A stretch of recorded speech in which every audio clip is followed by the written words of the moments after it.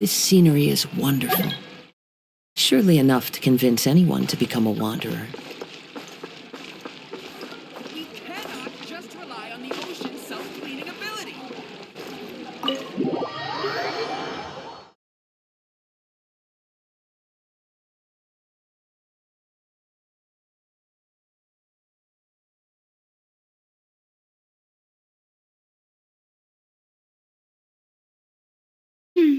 I came here several times with my father when I was little, but stopped eating here as often after growing up. I hope the food here will be to your taste. Oh, don't worry. We haven't eaten at a hotel like this in a while. Paimon's getting excited already. In that case, I'll go order for us first. Please wait here a moment.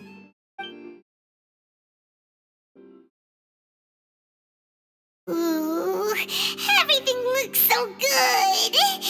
People in Fontaine sure know how to enjoy life. Why, of course. Go ahead, try whatever you like. If the food's good, I'll make a group reservation for the rest of Spina di Rosula next time. And if it's not? Well, then I'll still bring everyone. Albeit with only one dish per table. You, sure have your own way of doing things. Oh, we called this a farewell meal, but we could also treat it like a victory feast, right? We did just win that case after all. Oh, true. Very true. In that case, boss, we'll have another 2 dishes. Huh? Paimon didn't mean that you had to order even more food.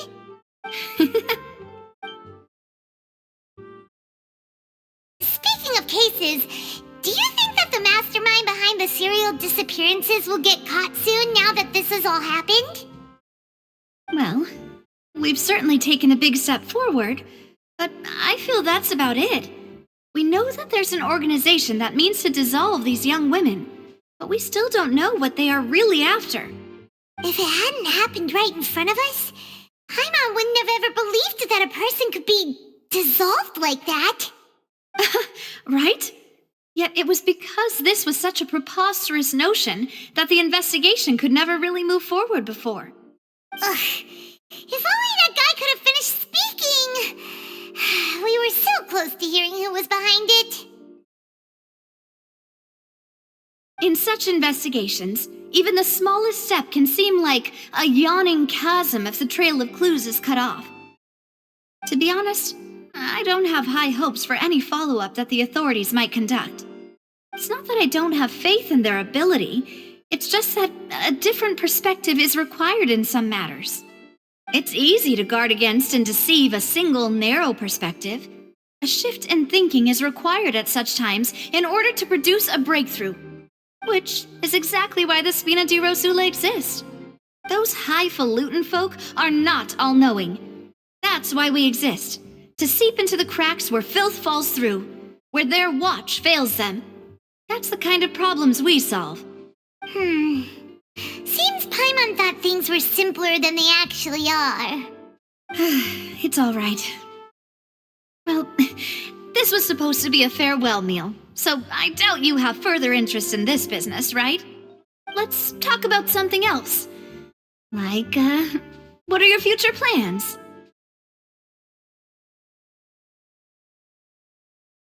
That's true. We didn't have a chance to speak to her after the trial ended. It didn't really seem like the right time or place to do it anyway. I see. So, your primary objective, which has been foiled so far, was to have a chat with the Hydro Archon. I I've heard that there's a long line of people waiting to meet Lady Farina.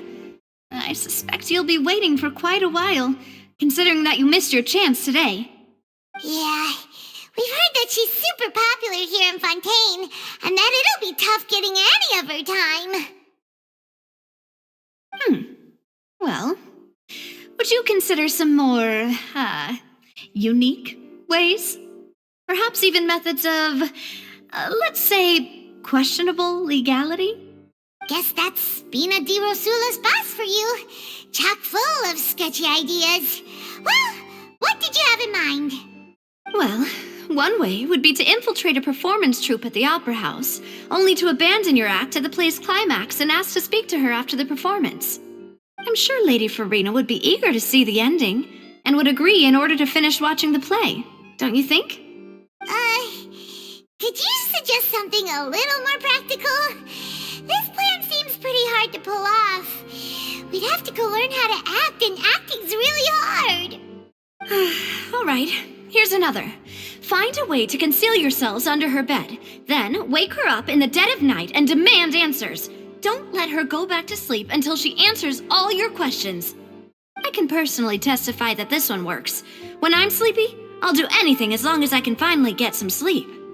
That might work, but that's not really the problem. The problem is we don't want to get ourselves arrested. Ah, valid point. I overlooked that part. I was just thinking about leveraging a person's desire for sleep. All right, no more joking around. Perhaps you could... Oh, I don't know. Cut the line when she's on a break. You did defeat her in court, clearing citizens of hers from false accusations. False accusations she had nearly upheld personally. I imagine that she feels quite ashamed about the whole thing. You mean that if we catch her while she's on a break, she might be too embarrassed to refuse? Oh, that does make some sense. Why don't we give it a try after this meal? You know, strike while the iron is hot and all. Huh? Paimon, did you drink my Fanta? Was this your drink? Sorry about that.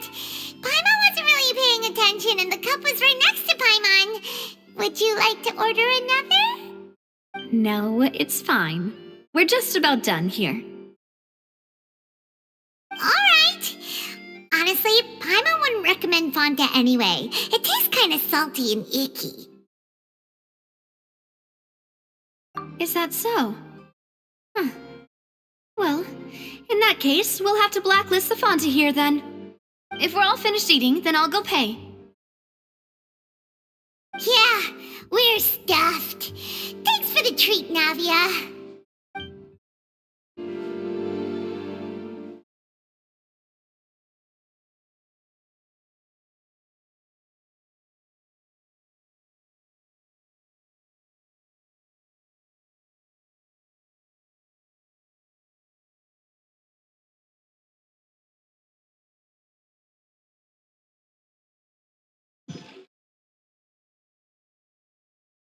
Oh, so full.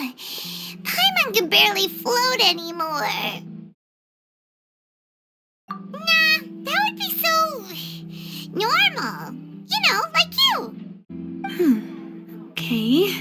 As for expenses this month, we're left with... Hey, Navia, what are you doing over there? Oh, nothing. It was just a meal, you know? Nothing the Spina di Rosula can't cover.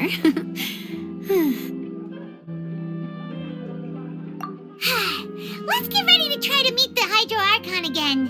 Bye, Navia! So this is goodbye, huh? Well, if you do encounter any other trouble in Fontaine, you're always welcome to contact the Spina di Rosula. I'll give your request the highest priority. In any case, I wish you smooth sailing. I'll see you again, partner. See ya!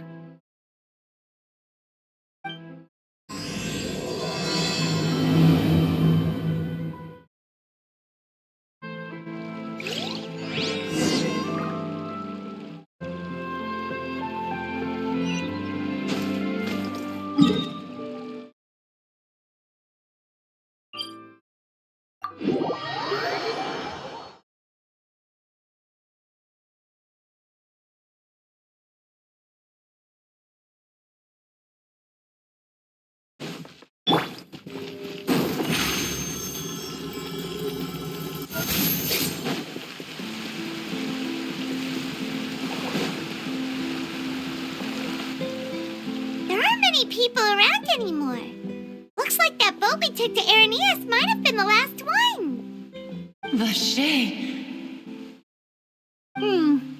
Looks like we're back here again. Huh? Traveler? Are you hearing voices again? Ugh. That's kinda spooky. Are you sure we don't want to come back in the morning? Vache? Vache. Hey, why are you still walking towards it? There might be something nasty in the water. Huh? Hang on. Paimon can kinda hear a voice. It's calling for Vache, right? Hey, Traveler! Stop walking! Come on, wake up!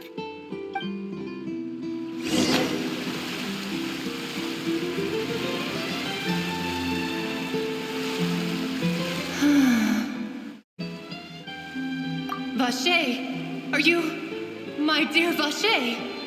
No, wait. You seem to be someone else. Do you know Vache? Do you know where my love is?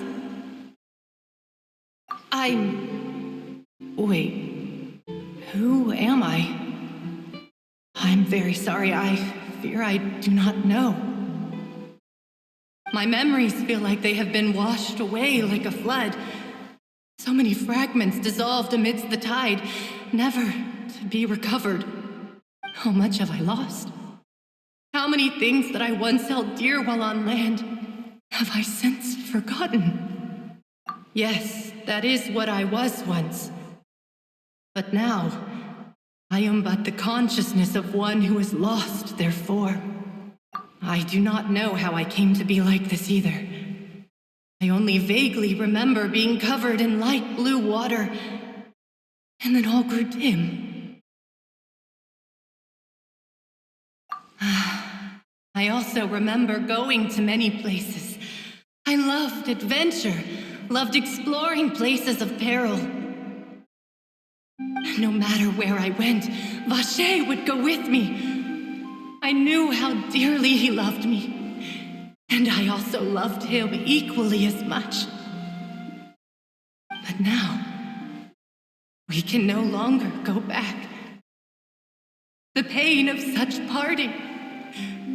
I never knew how heavy. No!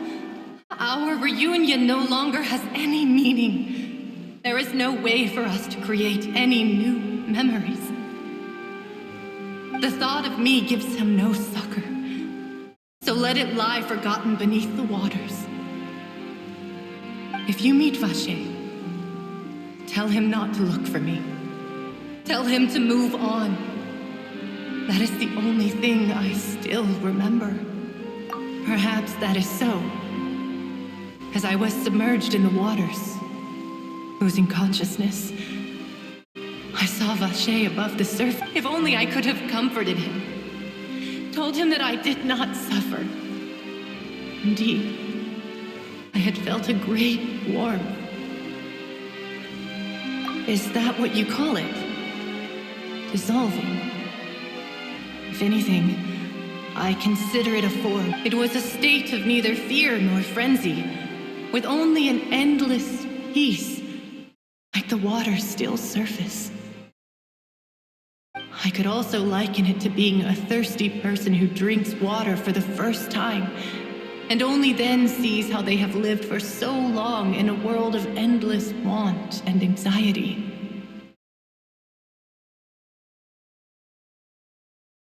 I think I hear your companion. It's time for you to go, I think. Farewell, then. I am glad that you were able to sense my presence. Remember, if you see Vache, tell him not to seek me out any longer.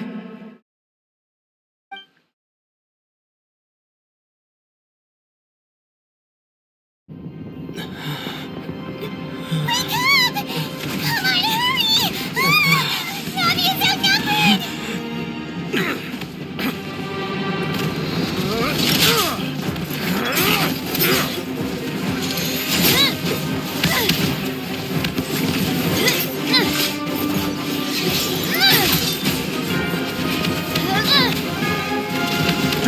Look out!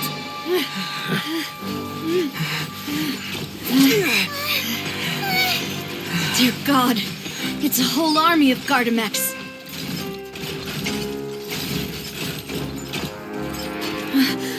Chlorand?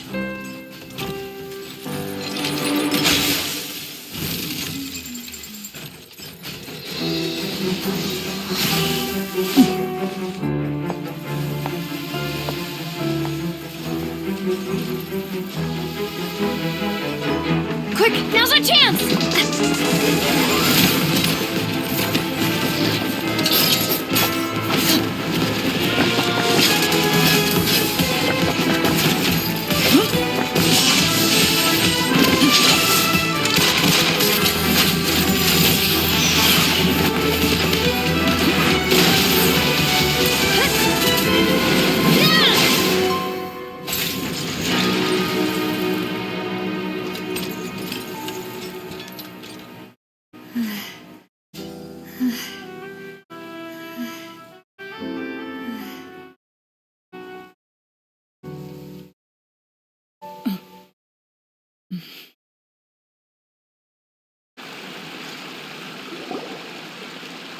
I should thank you for lending us your sword there, Chlorand.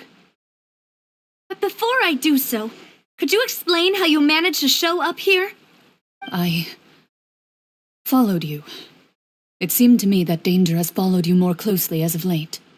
I believe that following someone without their knowledge is actually called stalking, is it not? Mr. Callus's last wish was for me to ensure your safety, and I will not betray his trust. He would do the same, were he alive today. Do not speak of my father! Sorry, demoiselle. I was not strong enough. Thank you for your aid, Miss Clorand, but do keep an eye out for your manner of speech. I believe we all wish to avoid unnecessary emotional harm. Sorry, I did not consider your feelings. Whatever. What else do you know? How did you come to the conclusion that I'd be in grave danger? I doubt I know much more than you, but I believe that the mastermind behind the serial disappearances is very powerful. Your performance tonight will almost certainly attract their attention. I'm sure they've known about me. To be honest, I'm shocked it's taken them this long to act against me. And what about these Gardamex? I thought only those associated with the Maison Gardiennage could control them. None of these mecha have serial numbers. I was sure to check a moment ago. They are not the ones used by the authorities to enforce the law. I can only conclude that some powerful or wealthy party must have obtained them via illegal means, deploying them as a private force of sorts. What? Your point being that they're out of Spina di Rosula's league, then? Yes. Be careful, and do not act rashly.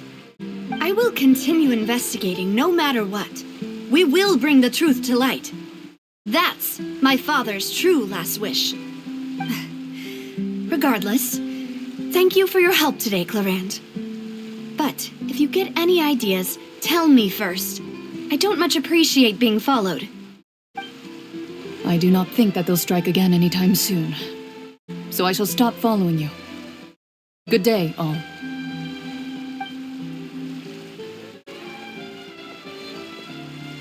Right. I suppose that's the best news we've gotten today.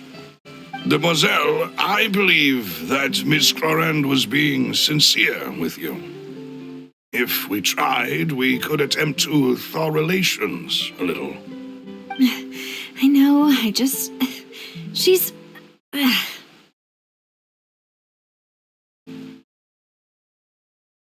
thank goodness! Paimon thought we were done for! Those Gardamex came out of nowhere while you were unconscious, and Nadia and her gang saved us!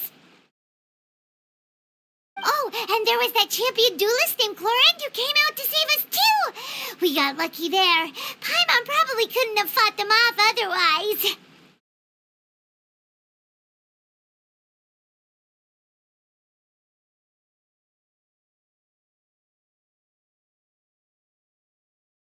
Oh, come now. Forget all that polite talk. That wasn't really a farewell meal we had back there. Not for me, anyway. In truth, I hope that every meal we have together shall be a victory feast. As such, we're still partners. There's no need to thank me. It will take 50 years for me to match Demoiselle's magnanimity. If it were me, I would have joined the Spina di Rosula on account of her goodwill long ago. All right, you two. That's enough. Actually, Navia, how did you know that we were in danger? You sure did show up in the nick of time. Well, to be honest, you're the one who tipped us off, Paimon. Huh? Really? Paimon contributed somehow? Ooh, Paimon's even more amazing than she thought!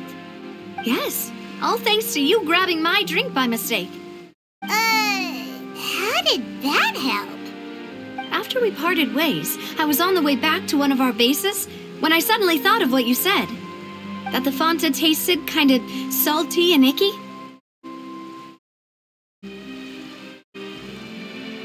Fanta only comes in sweet flavors, so how could it have tasted salty? The color of the drink, if I recall, had also been a bit off. So the Fanta had been spiked with water from the primordial sea?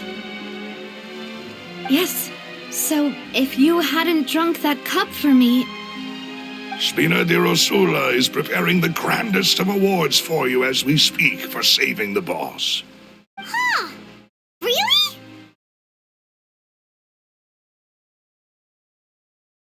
I sent people to Hotel de Boer to investigate, but whoever did this left no trace at all. That's when I figured out that you might be in danger and hurried here as quickly as I could. But why would they go after us too? All we did was defend Lydia in court and help clear his name. Ugh, now we're caught up in this mess too, aren't we? Well, you did foil a plan that they were probably pretty proud of, and almost got their name in the process. Speaking of which, did anything strange happen when you drank the primordial seawater? Well, it can't be a coincidence that the traveler fainted just now. He said that he heard that voice calling for Vache again. Oh, and this time Paimon heard it too, but it was real faint. Does this situation have to do with the primordial seawater then? Does that mean the primordial seawater raises someone's sensitivity to hydro when it's used on people who are not from Fontaine? That doesn't sound like too much of a bad thing, to be honest. New intel? While you were out cold? Well, let's hear it, shall we? Oh, that is important. Vache. That name doesn't ring a bell. I suppose he hasn't stepped forward as a witness in court lately. Since he saw that young woman dissolve, he was at least at the crime scene. But he never gave testimony or any information regarding people dissolving in the primordial seawater. Could he have been threatened? Yes, thank you. This is very important information indeed. We will continue to investigate.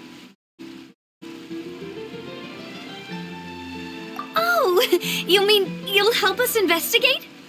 Well, you did say that our farewell meal didn't really count. That means we're still partners, right? And besides, we're in this now whether we like it or not. You're not gonna let those people who targeted us get off the hook so easily, are you, Traveler?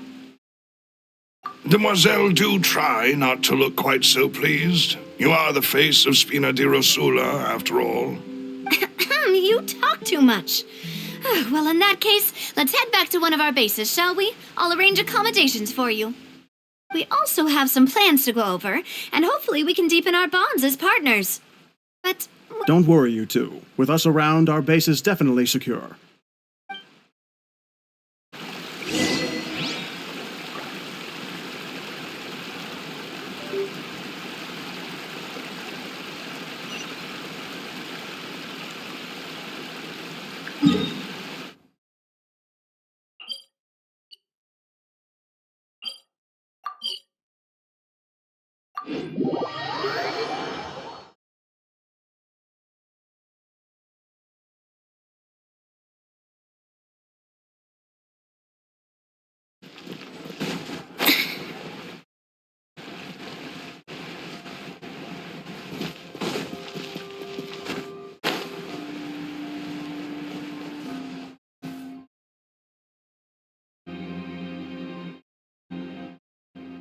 It's right up ahead.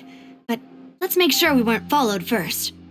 I've been keeping watch, Demoiselle. I haven't spotted anyone suspicious thus far. Very good. But let's not let our guard down for now. I shall find rooms for our respected guests. Thank you, Malus. Now, let's continue, Traveler.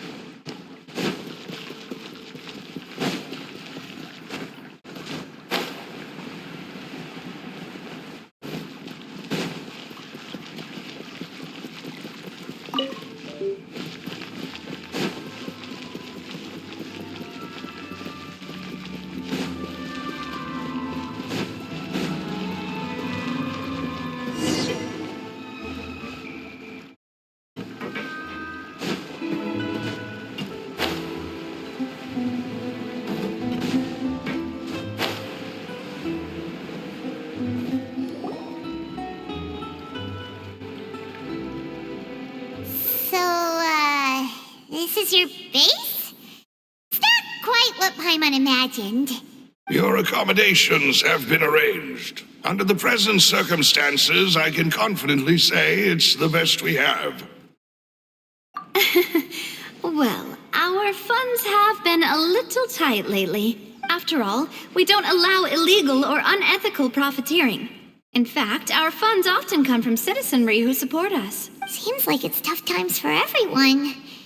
But if you have the support of the people, that does sound like it's worth it. To be honest, our financial situation was a lot better back when my father was in charge a few years ago. I'm afraid I'm not quite his equal. Your father, he was the previous boss of Spina di Rosula, right? How did he... Demoiselle, if you'll allow me to explain. No, I'll explain it myself. I suppose I couldn't run from this topic forever. And as partners, this is something I hope they can understand. My father's name is Callus. Yes, the same one they call Callus the Unfaithful in the streets. 3 years ago, he was accused of murdering his own friend. But he chose a duel to defend his honor instead of standing trial. He died in the duelist's ring. Oh no. But I do not believe my father was a murderer. I'm sure he was set up.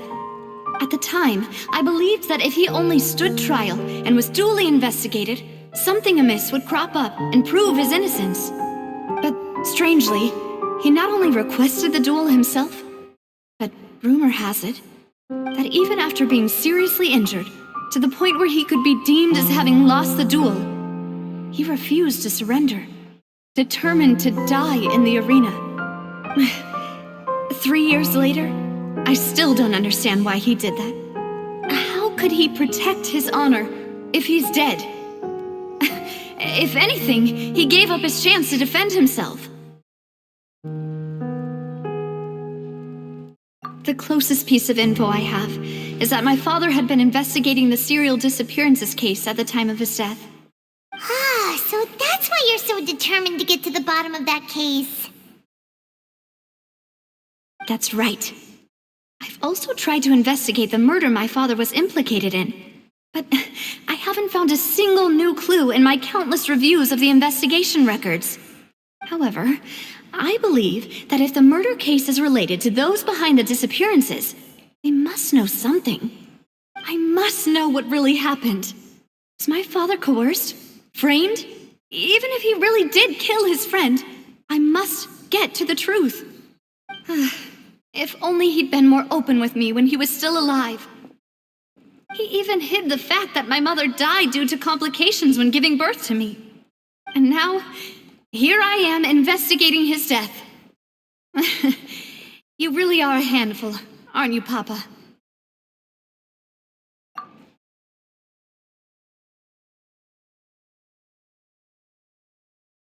Demoiselle, please, if there is anything I can do, anything at all. I also will never believe that Master Callus murdered anyone. There are none whom I respect more than the two of you, Demoiselle. Master Callus did so much good in life, yet all it took was one murder case for him to be dubbed Callus the Unfaithful. Even our supporters decreased greatly due to that incident, hence our strained finances at present. Wait, if Callus was such a good man, wouldn't people at least be a little suspicious when he was accused? No. Perhaps people just revel in that kind of drama. It's not something exclusive to people from Fontaine, really. Everyone's like that. People love watching the evil turn over a new leaf, but they also enjoy watching good people fall into an abyss from one slip-up just as much. But how could... Never mind. If Callus was really falsely accused, we have to find the truth. He didn't deserve to have that happen to him. There is one other thing. Master Callus's opponent in the duel was Miss Clorand. Oh, her? Well, then, isn't that as good as saying that she was the one who killed him? Yeah, that's not the sort of thing that you can just let go and move on from. Miss Clorand has always placed great emphasis on the honorable nature of the duel. If her opponent doesn't yield, she will not stop either. She knew Master Callus beforehand and greatly respected him, but seeing how he was resolute in the arena, there was only ever one choice she could have made. It's not that I don't understand her at all, but I just can't deal with this yet. Don't worry, Navia. Paimon knows how you feel. You don't have to force yourself to do that. Afterward, Miss Clorand told us that at the start of the duel, Master Callus requested that she ensure Demoiselle Navia's safety.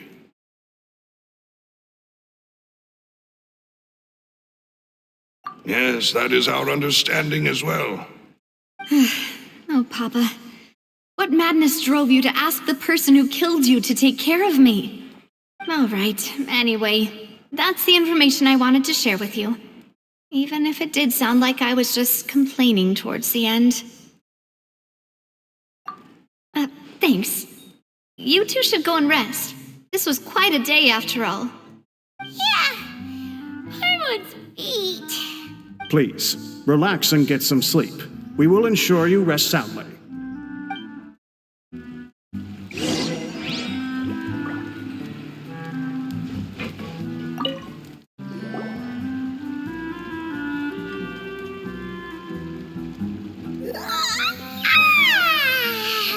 Paimon slept so well.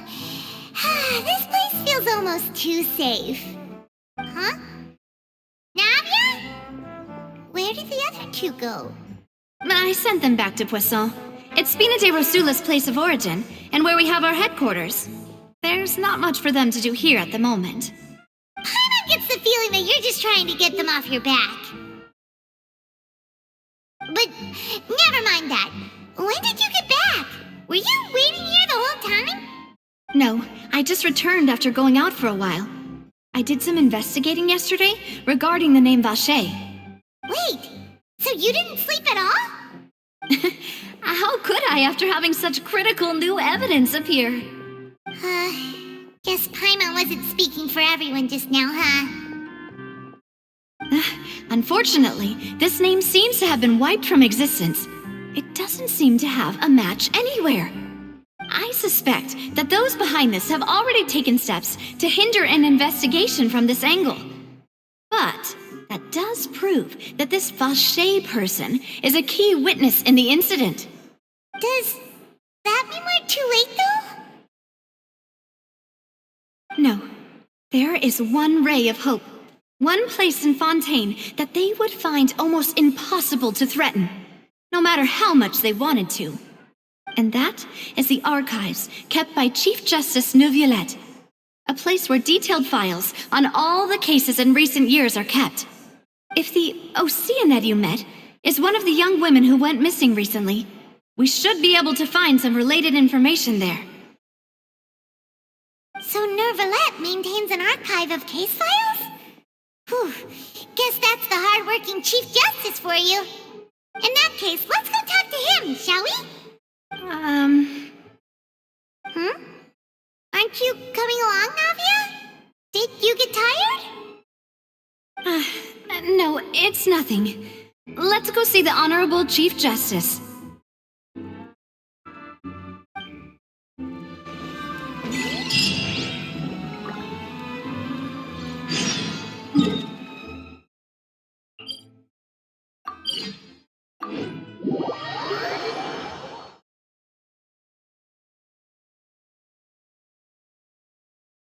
The Palais is right up ahead.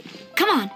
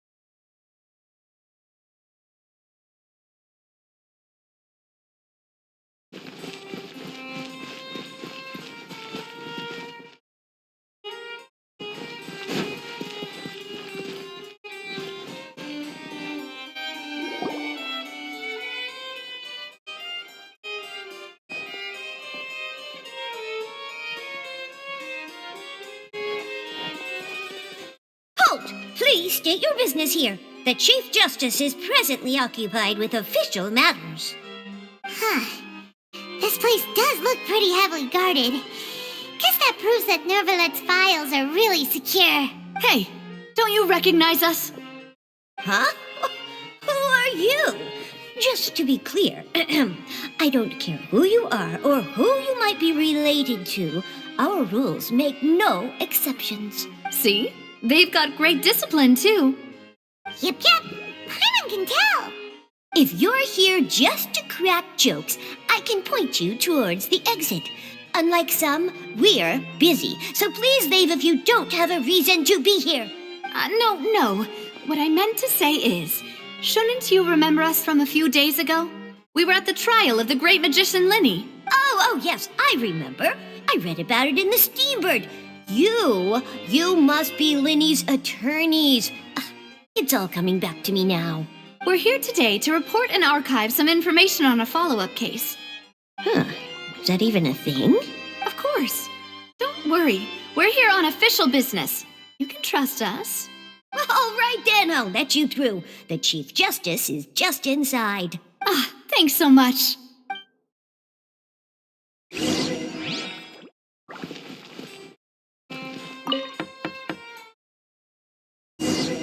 Please come in.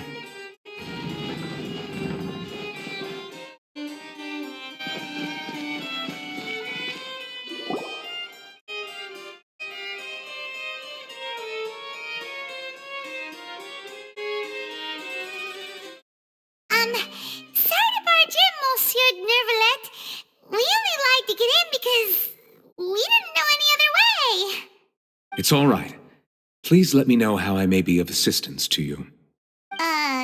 So you're not mad at us? We're looking for a man called Vacher. He may have been an eyewitness in the serial disappearances case. If we can find him, we may be able to unearth some key information on the case. Ah, I see. In that case, please wait here a moment while I browse through the files.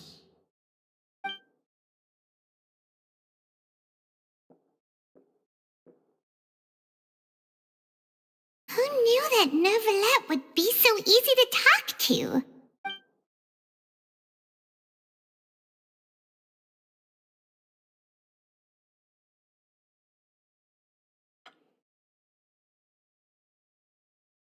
Unfortunately, I'm quite certain that no one by the name of Vacher has been involved in any case, criminal or civil, in the past several years.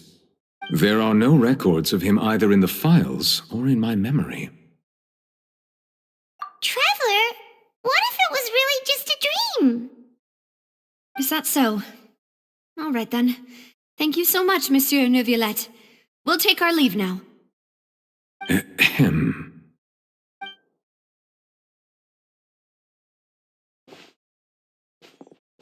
Miss Navia, I can understand how you feel.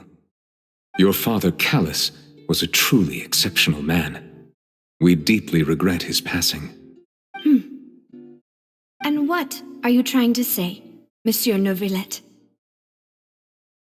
Are you trying to console me? Extend your sympathy? Or just express some tendril of regret? No. You are not trying to do any of that. I can hear it in your voice. There's no emotion behind your words.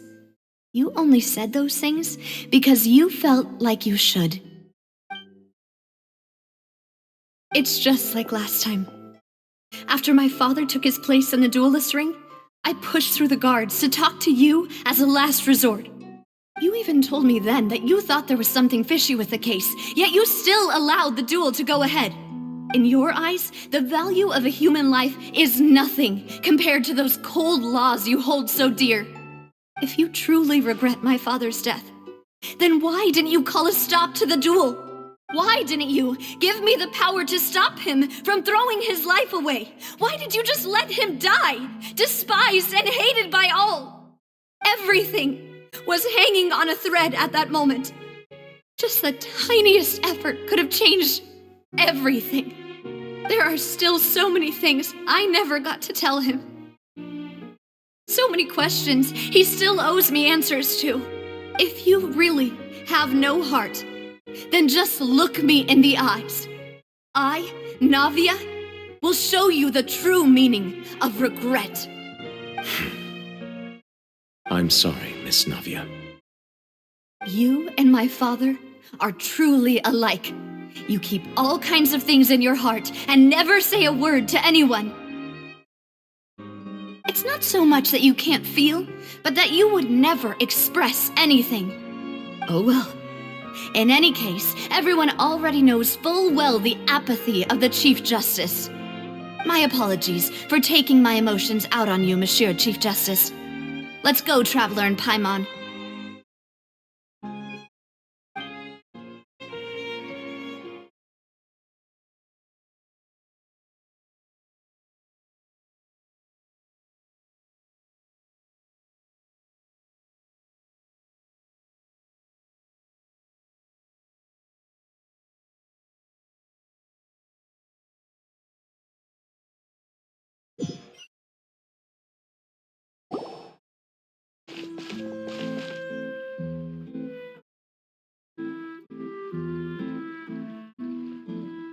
Navia, are you okay? I'm fine. Rain. It's raining. You're right. Wasn't it still sunny when we went into the building? And there shouldn't be any active trials today. How strange. Now that I think of it, on the day my father was convicted of murder, it was also raining. What is it? Did you think of something?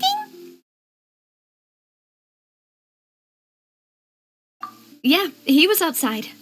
It was uncovered and the rain could fall there. Why? Do you think the rain could have affected the crime scene? That thought has occurred to us before. We've even expanded the search area to try to account for that, but didn't find anything of value. Oh? Wait. You don't mean... So you're saying that the true murderer could have been turned into water and then got washed away with the rain? Yeah, and if that's what had happened, then no one would have believed your dad, even if he explained what he saw to the authorities. I really think I found a true genius for a partner. You're completely right.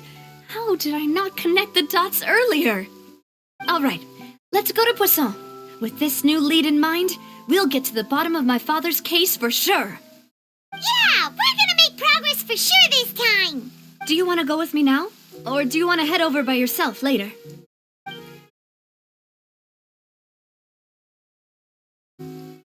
Great. Let's go then.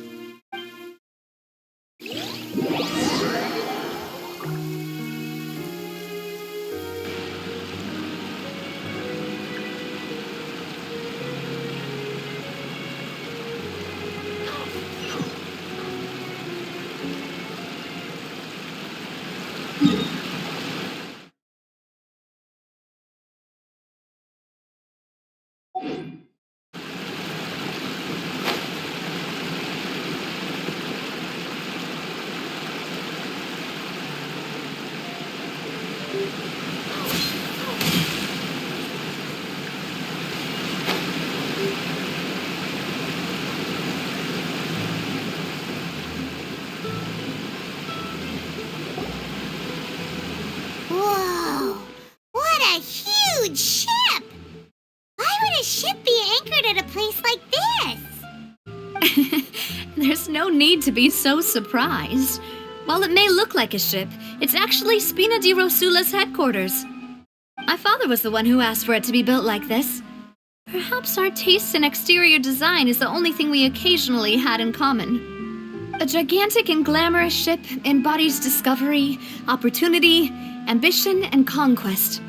It symbolizes Spina di Rosula's bright and limitless future.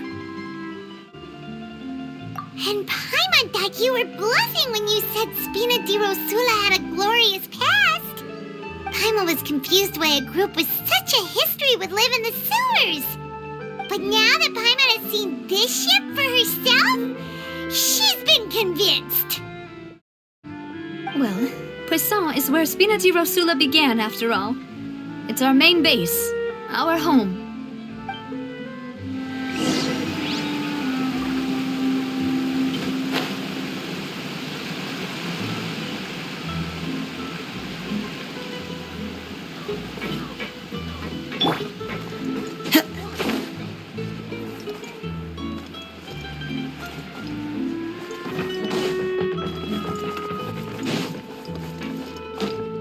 One with nature.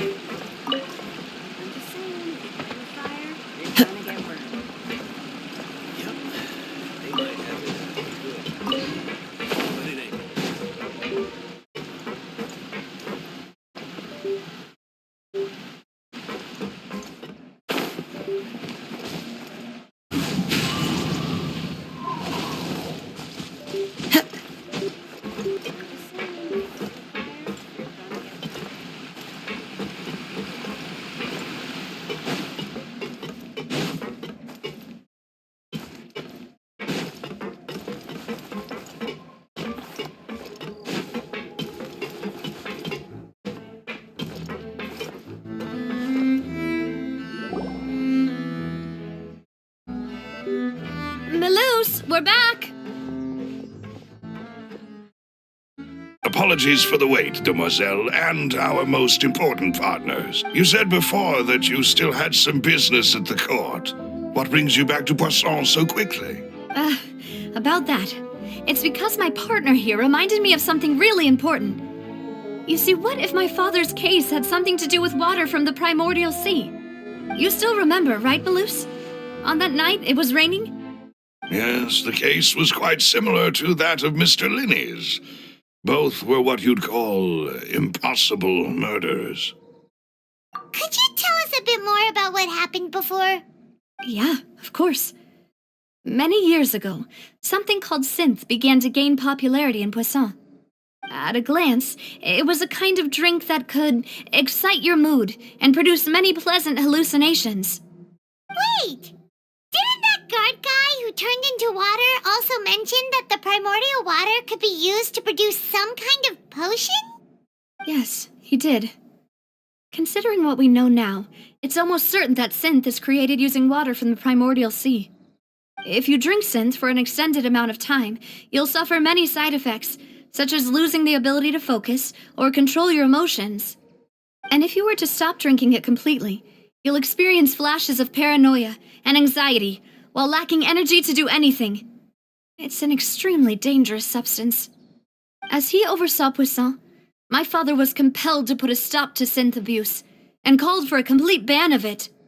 Boss's uncompromising attitude incurred the synth vendor's wrath, but no matter how much they threatened or bribed him, he refused to yield. Not only that, Boss became determined to find the mastermind behind the synth operation and put an end to the problem once and for all. Yes, but the enemy was very cunning.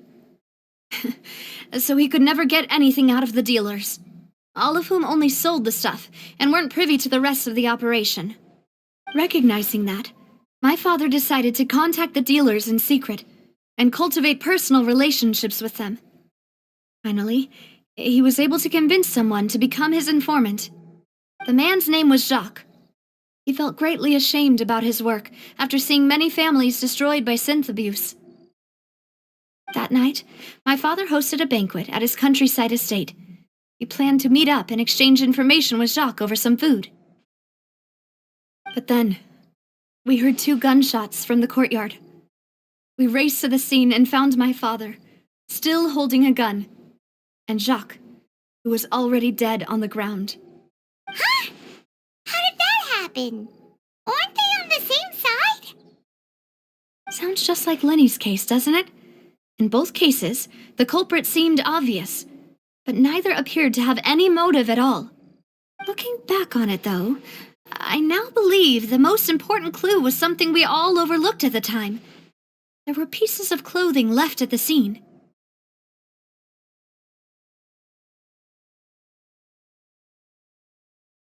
Precisely.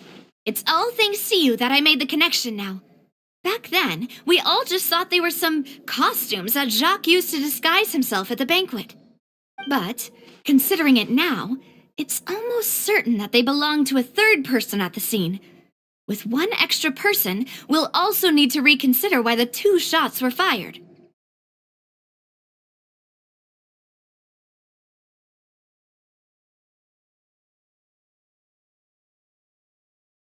You're right. We still don't know what happened. But my intuition tells me that we're on the right track to figuring it all out. I'm finally headed towards the truth. Jacques was an empathetic man who was infinitely remorseful for his past actions. It's unlikely that he turned on Boss with 0 warning. I think this third person is probably the key to the full truth. On that note, however, even though this will not please you, demoiselle, as your and your father's butler, I must still offer a word of warning. Our opponent is insidious and cruel. They are extremely difficult to deal with, and Boss has already lost his life trying to bring them to justice. Even though Spina de Rosula has lost most of its former glory, Poisson has welcomed a new time of peace, and we have been allowed to live out our lives. There is no need to follow your father's path. It would be both wise and in line with Boss's wishes to step back and give up on the case. If that's indeed what he wished for, then he should have told me that himself. Was I not the closest person to him? And yet, I was the one most kept in the dark. What was the point of him dying without sharing any of the secrets he knew? Did he manage to protect anything in the end? Synth is still here. Callus the Unfaithful is still his epithet. And Spina di Rosula is barely getting by. Nothing has changed. Did he think I'd just accept his meaningless death and live out my life just as meaninglessly? I've never accepted that, ever. Not since that day, and certainly not now. I want to find out the real answer for everyone's sake. For the missing girls, for the victims, and for myself. Navia. This is indeed the best moment to act. Your partner appears to be quite reliable, and more importantly, demoiselle, I think you're also ready to take this on. So you do know something else, Malus. Yes, I do. In fact, even before that banquet, Boss already knew of the connection between Synth and the serial disappearances case. But what drove all the tensions to the boiling point was the revelation that you, Demoiselle, been selected as the next target to disappear. What? Boss also didn't tell you that he had been diagnosed with a rare illness. The doctors told him that he had no more than 5 years left to live, and the serial disappearances case caused him great anxiety. 5 years was nowhere near enough time to resolve this long-standing conflict, but once he passed away, all the danger would pass on to you. Knowing all of this, he decided to use one final intimidation tactic before his death.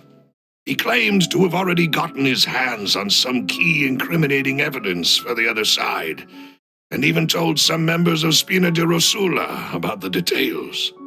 But as long as you remained safe, he would not share the evidence with the public. If something were to happen to you, then he and all those he told would immediately expose all they knew about Synth and the disappeared victims. Right, so nobody would be able to get off scot-free. As we've seen, Boss's tactic has worked. Even though Boss has been gone for a long time, the other side has not tried to take Demoiselle's life. No, I don't believe it. He never appeared to look sick to me. No father wants their daughter to see them weak and haggard, especially someone as proud as Boss. To him, dying in a duel and suffering lasting dishonor as the unfaithful was still far preferable than losing face in front of his daughter. So he chose to die in silence, so that he could protect me. I'm afraid you're not understanding this correctly, Demoiselle. What Boss wanted to hand to you was not a parasol, but a sword. If Boss's spirit could hear you telling me that you want to find the answer for the sake of everyone involved, I'm sure he'd be extremely proud. That fool. Couldn't he have just given it to me straight? No. He might have set up everything precisely because he never thought I'd be able to understand him.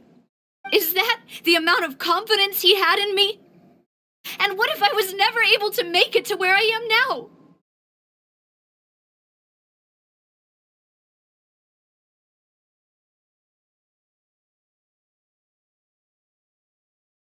Yeah. I suppose that's true. With the way he'd set things up, if I had wanted, I could have just lived out my life without a care in the world. But thankfully, he rarely talked to me about complex matters, and thus understood little of me as a person. In this case, he really didn't need to give me an easy way out. Malus, what was the key evidence that he shared with you?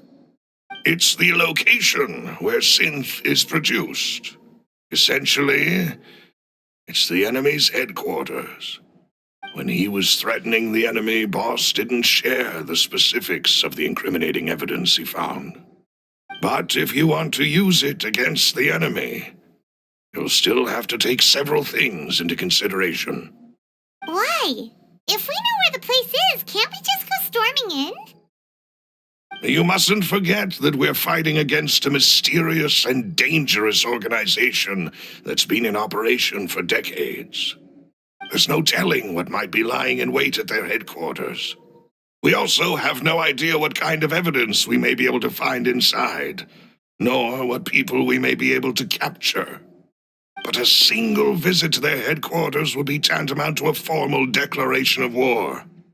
The worst case would be that we leave empty-handed, but also open ourselves up to full retaliation. Then, in that case, why not work with the Fontaine authorities? Well, you saw one of them dissolve during Mr. Linney's case. We have no idea just how thoroughly they may have been infiltrated. That's true. Seems my father really had no choice. But things are different now. It should be a lot easier to prove the other side's guilt, now that we've connected Synth with the disappearances case. You sound like you've put a lot of thought into this, Maloose. I am the butler, after all. I live but to serve the boss and Demoiselle's will. I've always been willing to take on any kind of risk for your sake. But considering my relative lack of ability, I've spent my time keeping secrets, performing basic investigations, and waiting for the right time to come. Thank you for all of that, Maloose. Have you discovered anything new in the past few years? Let me think.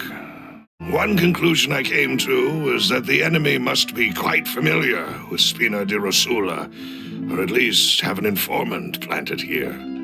When I announced orders to the organization's members on Demoiselle's behalf, I used to deliberately keep a few people in the dark and observe the reactions of the synth vendors. If the vendors didn't change their plans, then the individuals informed of our orders must be innocent. If the vendors packed up and fled, however, then someone must have given them the news. After several rounds of testing and investigative tracing, I've narrowed the suspect list down to 3 people.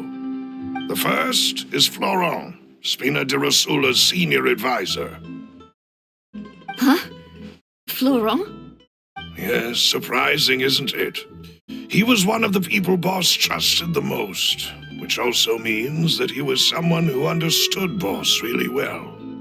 Thanks to his position within Boss's innermost circle, he always knew our upcoming plans and could thus avoid capture this whole time. There's someone else like him too. Marcel, the head of Confrérie of Cabrières. Uncle Marcel.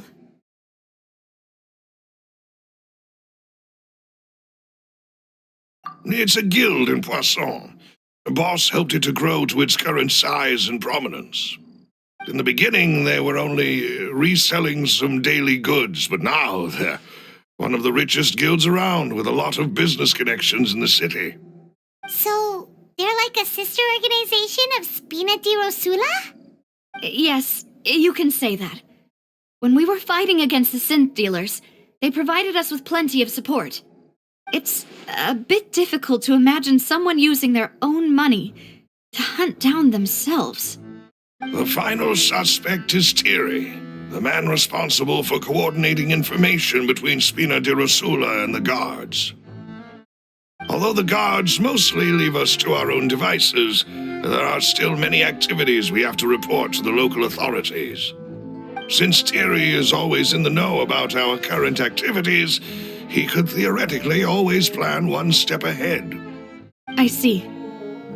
These are all people who I communicate with quite regularly.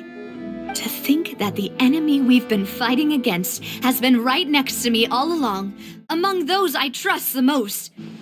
It's almost too hard to believe. If you want to investigate them, please take every precaution to not alert the quarry.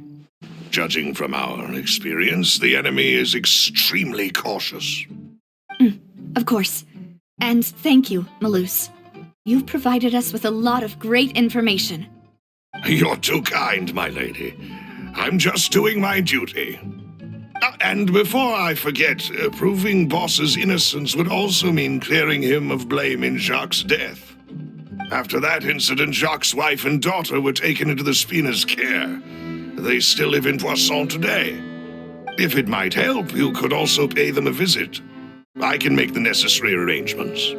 Aw, thank you so much, Maloose. You really are the best.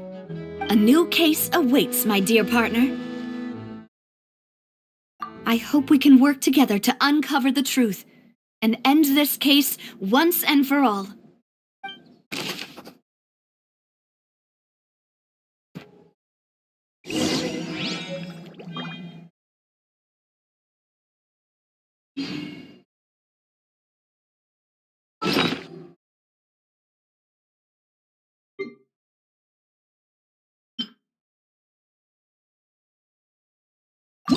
Whoever the murderer was, why would it be him? Who would have imagined that people could really turn into water?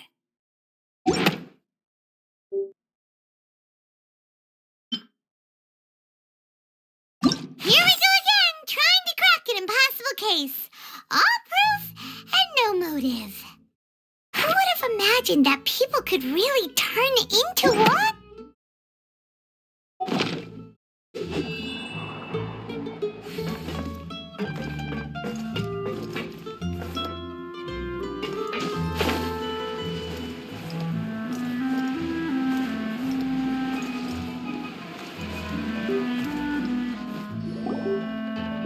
It is settled then.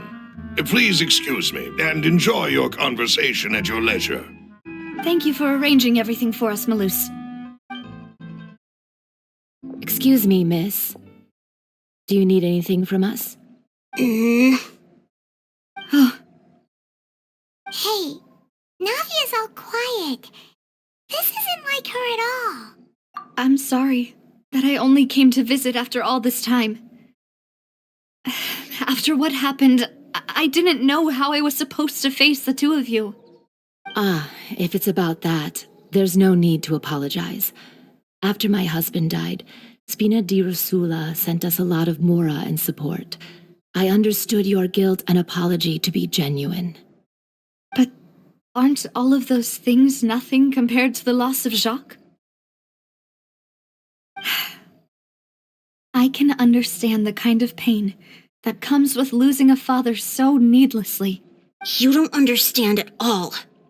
I didn't know how to face you, because I didn't know what I could possibly bring as a consolation gift. I know only the full truth could bring closure to you, and to all of us. I'm sorry. I appreciate the sentiment, but you don't have to carry all that guilt. On the matter regarding my husband, my daughter and I have more or less found our answer already. Would you mind sharing it with me? I really can't believe that my father could ever bring himself to shoot Jacques. I always knew that my husband's money was earned through others' suffering. He told me countless times that if he could turn back the clock, he would never go into the synth business again. He had many regrets, and felt that he took the idea of providing for his family too literally. For the longest time, he thought Mora was everything. So when Mr. Callis came to him with a proposal, he accepted it almost immediately. He tried to be as careful as he could, but even so, he was still found out by the higher-ups. They found out about his betrayal? Papa didn't say that exactly, but Papa did tell me that I should never be ungrateful. Before he left that day, he told me that he had no choice. It was only later that I realized it was his final farewell to the two of us. I don't know that for sure, but you could say that's the conclusion I eventually came to. Which is why I'm the one who should feel guilty. Callis had always taken great care of us, both when he was still alive and after he passed away. Even if he fired the shot that killed my husband, it was likely in self-defense. It is impossible for me to hate him for what he had done. But Mama, why is Papa still the bad guy if he did the right thing? Papa always wanted to be a good man, so why did he have to do a bad thing in the end? Well, things aren't always as they seem. You still feel like your papa was a good man, right? Yeah, Papa was a really good man. The best in the whole world. Then you should hold on to that. If a good man had to do a bad thing, then he must have had his reasons. Regardless of whether he left you a parasol or a sword. He must have done so to give you a better life. Oh. Thank you for everything you've told me. I will definitely find the truth. The current state of things is not something I'm willing to just sit back and accept. Thank you. I'm very grateful to hear this from you. Even though your personality is quite different from your father's, your determination when you speak is really similar. You really think so? That's the first time anyone said that to me.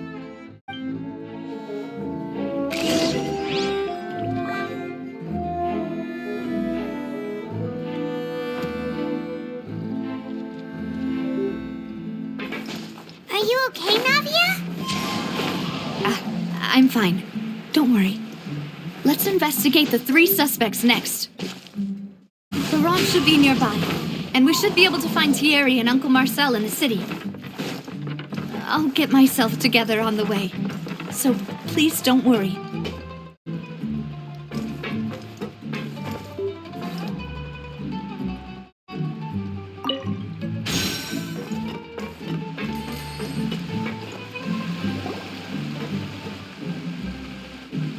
Greetings, boss.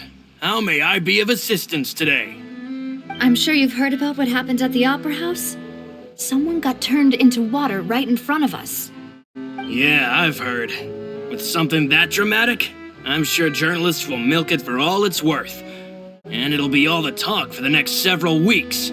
It also reminded me, on the day that the incident happened with my father, it was raining outside, and we found some clothes left at the scene. After my partner here put the dots together for me, I feel like we should try to reopen his case. Can you do me a favor and try to recall what happened that night? Let me think. Mr. Callis was feeling pretty upbeat that day. So he was drinking and bantering away with us at the table. After that, he told us that he wanted to go get some fresh air. So we let him go without thinking much of it. Who knew that we would hear 2 gunshots ring out right after? My first reaction was that Mr. Callis's life was in danger. So I grabbed my holster and made a mad dash toward the scene. But when I got there, it was already too late. Mr. Callis was standing over a dead body with a gun in his hands. All we could do was look back and forth at each other, not knowing what to say. So you also remember 2 gunshots then? Indeed. The guard said that the first shot didn't hit anyone, while the second killed Jacques. But I've never really bought that explanation. Reason being, Mr. Callis had left his gun on the table. I even made sure to confirm that before running to the scene. But according to the guards, that doesn't mean he couldn't have had other guns on his person. About the clothes left at the scene that you mentioned. Do you think there was a 3rd person there who was turned into water? At least from our perspective, my father had no reason to kill, so he would also have no reason to bring an extra gun with him. The gun he was holding probably belonged to Jacques, or a 3rd person on the scene. Yeah, that makes a lot of sense. So you're saying Mr. Callis ended up with the gun because he seized it from one of the other guys? But hold on. If that's what had happened, then why didn't he share the truth with any of us? He didn't even want to face the Oratrice machine, and chose instead to prove his honor in a duel. Did he lose all faith in the courts after seeing someone dissolve right in front of his eyes? About that, Malouse told me a thing or two, so I think I can understand why he committed to the duel.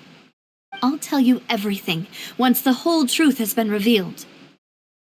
I understand. Then I'll leave Mr. Callis's honor in your hands, boss. And if I may just say one more thing. The whole Callis the Unfaithful epithet has been a thorn in my side since the day it was invented. Many people have laughed at me for still calling him Mr. Callis, even after so many years have passed. But it was Mr. Callis's trust that allowed me to rise through the ranks of Spina di Rosula and live the life I lead today. No matter what others might say, he'll always be the man I respect the most. And he'll always be my boss. Don't worry. I will definitely find the truth. You and all our other comrades at the Spina deserve to know the truth as well.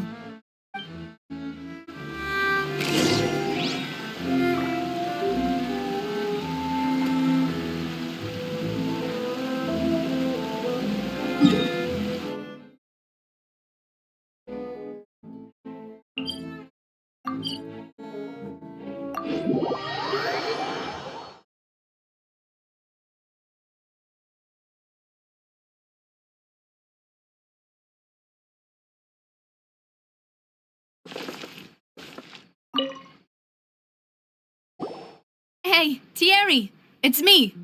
Oh, now, what brings you here, Miss Navia? I've heard that you made quite the name for yourself at the Opera House. Oh, so you've caught news of that already. Oh, okay. Hey, I'm also a member of the Guards, you know. The way you make it sound, people would think I was sent off to Poisson because I had done something wrong. Are you sure there isn't a little bit of truth in that? Under normal circumstances, shouldn't you have been called back to the city already?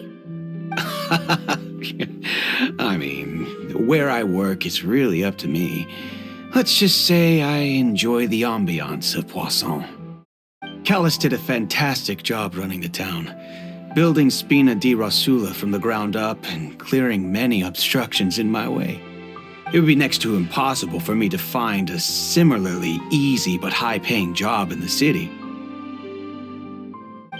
Anyway, enough chit-chat. Are these two friends of yours? You, here for some formal business? Yes. These two are my partners. What happened at the Opera House made us realize that Linny's case and my father's may be related. We're trying to reinvestigate the details of my father's old case. Ah, I get it. You think there might be more to the case now that we know people can be dissolved into water, right? I was also flabbergasted when I first heard of it. If you want to go through the original files from your father's case, I can help you look for them. That'd be much appreciated. Thank you. Actually, I have another question. Do you have the authority to dispatch Gardamex? Of course. Without them, I couldn't possibly handle Poisson on my own. Why do you ask? We definitely can't use them to forcefully get more evidence for your father's case. Well, you see, just recently, we were attacked by a horde of unnumbered Gardamex in the city. So, if you hypothetically wanted to do something against me, all you would need to do is get rid of the mecha serial numbers and send them after me. Then you think too highly of my abilities. Dispatching mecha is very different from controlling them. If I had to make an analogy, when you order a dish, the chef will make it for you. You can ask the chef to cook, but not to massage your shoulders or carry your baggage. If you try to make unreasonable demands, the chef would just think you're out of your mind and ignore you completely. The same goes for me and my Gardamex. Removing a serial number is also not as easy as you might think. There are a lot of complex steps to it, and it's almost impossible to keep it a secret. So I can promise you, those mecha were definitely private units. They're certainly not cheap. So whoever their owner is must be super rich, powerful, or both. Now that you mention it, though, being in the synth business would definitely be profitable enough to afford this. Oh, then you're officially in the clear, Thierry. Oh, well, thank you for the vote of confidence, Navia. Jokes aside, I'd like to wish you all the best with your investigation. I'll be staying in the city for a little while, so just come find me if you need any support from the guards.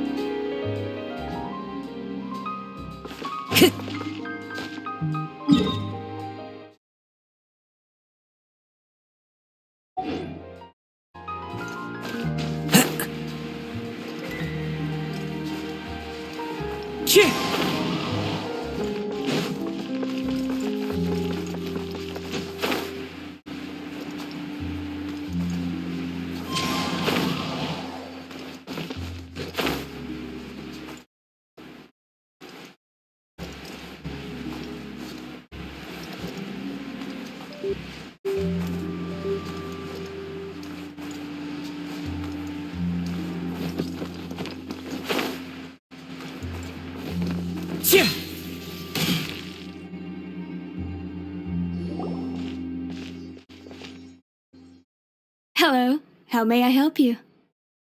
I'm here to see Marcel. Could you please let him know? You can just say Navia's looking for him. Sure, I will let him know right away.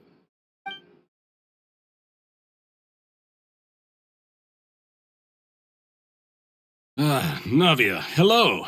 Sorry to keep you waiting. I'm not as young as I used to be, so my legs are giving out a bit. Oh, it's all right, Uncle Marcel. There's no need to stress. I just wanted to talk to you briefly about what happened in the Opera House. I'm sure you saw everything too, right?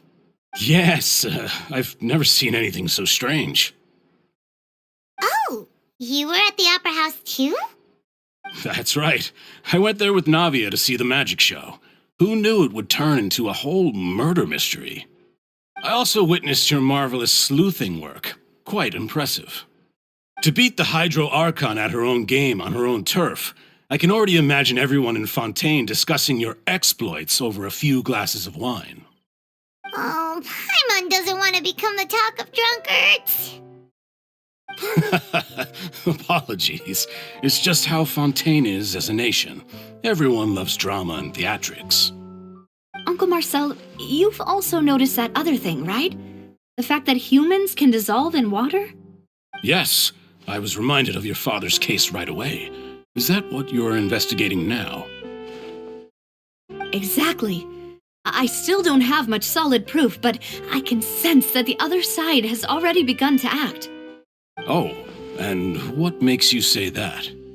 We were attacked on Araneus by some unnumbered Gardamex. And there was also an attempt to get me to drink water from the primordial sea. If not for the vigilance of my partner, I probably wouldn't even be here talking to you right now. Oh, you're giving us too much credit. Wasn't it you who protected us? Alas, it seems things are heating up again.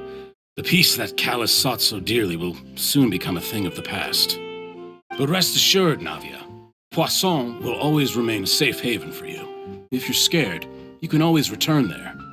If anyone dares to lay their hands on you there, the Confrérie of Cabrières will use its funds to the last Mora to bring them to justice. Thank you, Uncle Marcel. But I don't intend to go into hiding. I'm going to strike while the iron's hot. Do you have any new thoughts on my father's case? About that. Sorry, my age is catching up with me, so it'll take me a while to recall my memory.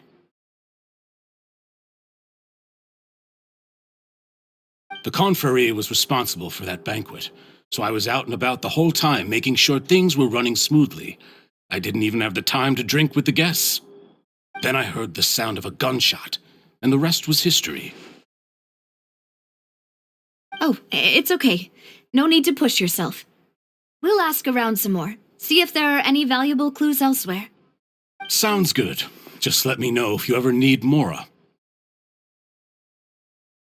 All my wealth comes from Callus's patronage and support. I'll spend however much it takes to clear his name.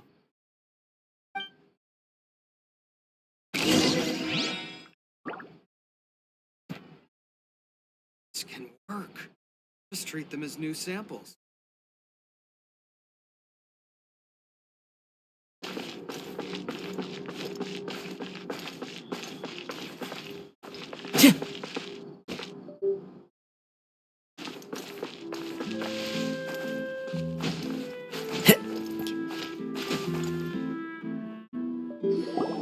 We've talked to all three suspects, purely based on their conversations with me. None of them sounded particularly suspicious. I suppose that's to be expected, though. If a single conversation's all that's needed to find them out, then my father wouldn't have needed to investigate the case for so many years. Anyway, even though we didn't make a breakthrough, let's still compile what we were able to find. But where should we start? Ah, you're right! Flora mentioned that Callus probably only ended up with the gun because of circumstance. That makes sense. According to Jacques' family members, he already told them that he had been discovered, and that he had no choice before he left home that day. If I had to guess, he probably received an order from the synth boss to kill my father. Had he refused, he and his family's lives would have been forfeit. So, Jacques fired the first shot?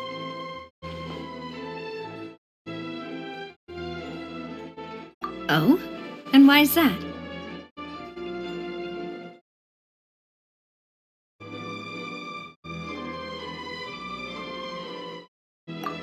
that's a good point.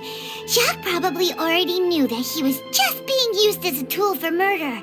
And once he had completed his mission, he'd be of no more use to his boss. Huh. So, what would make more sense from his perspective would be to turn his back on the Order and seek protection from my father. Makes sense. But without evidence, that's still just a theory.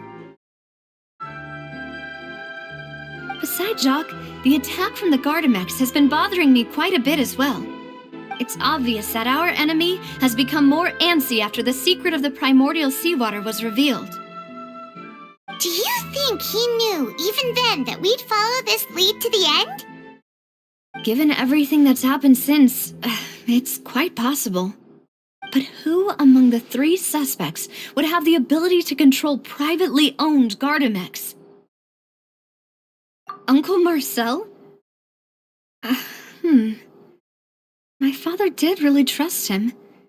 And they worked together on a large number of projects. Maybe that's how he got to know Jacques. And with funds from the Confrérie, he could also afford a large number of Gardamex. It's still really hard for me to imagine, though. After all, Uncle Marcel has been around since I was just a child. Also, wouldn't this mean he has been spending a whole lot of mora and energy to fight his own synth business?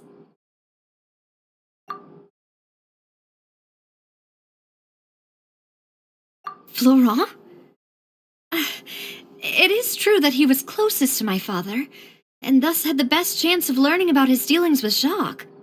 But as Spina di Rosula's advisor, his work mostly deals with personnel and security, so he shouldn't have much means when it comes to finances. So you're saying he's too broke to afford a mecha army? Exactly. He can't. And even if he could, I don't think he would be able to dispatch a whole group so quickly. Thierry, you say? Huh. It is possible that he's figured out a way to convert the Gardamex for personal use. But I didn't feel like he was lying when he was talking to us about the mecha. I also don't think he'd be able to keep that kind of tampering under wraps. Yeah, had he actually tampered with the mecha, we'd be able to prove it with a simple check of the guard's inventory. If the mecha were taken from the guards, it should be pretty easy to find out when and how that happened. Who could it be?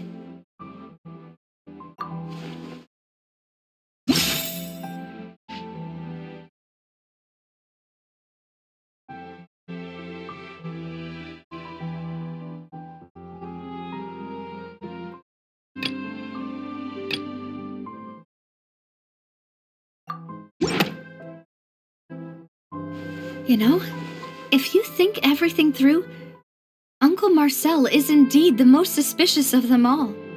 Could we be missing other suspects?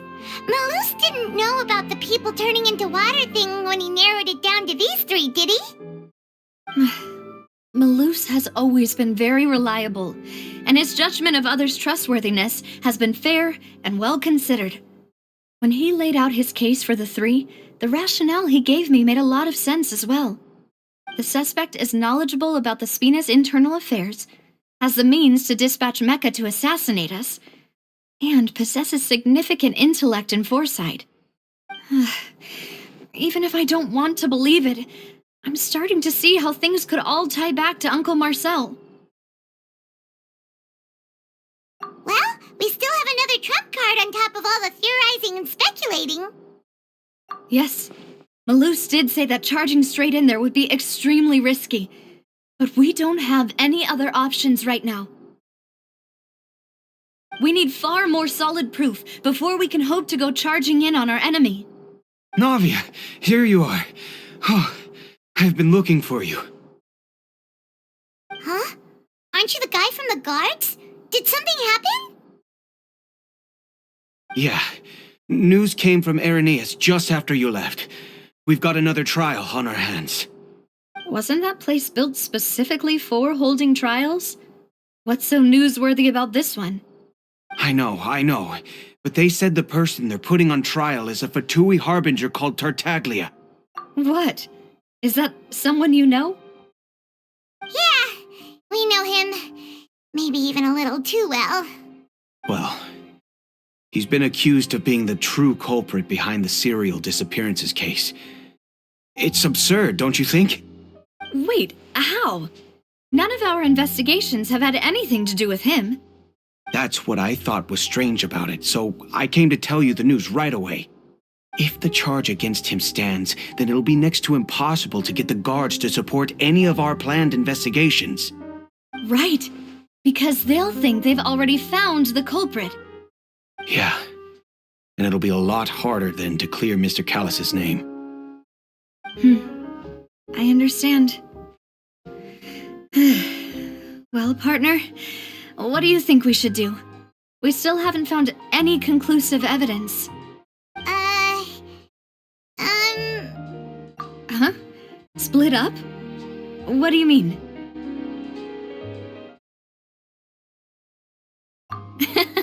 Just as expected of my partner. Since this is a trial about the serial disappearances case, the culprit's attention will be focused on Irenaeus, leaving his home base wide open. You're right. This is our best opportunity. All right then, let's do this. I'll stall them at the Opera House and charge Marcel as the true culprit. I won't have any chance of making that charge stick, though, unless we find more evidence. It'll be up to you to make it back in time and hand the decisive evidence to me. We'll help you, just like you helped us in Linny's trial. Demoiselle, please allow us to accompany you. I'm ready. Ah, Malou, Silver. When did you two get here? We heard that you'll be leaving Poisson and figured that you might require our assistance. It's our hope that your confidence will be bolstered with the two of us by your side. Thank you so much. Then, let's make haste for Irenaeus. Paimon, Traveler, I'll see you at the Opera House. See you then!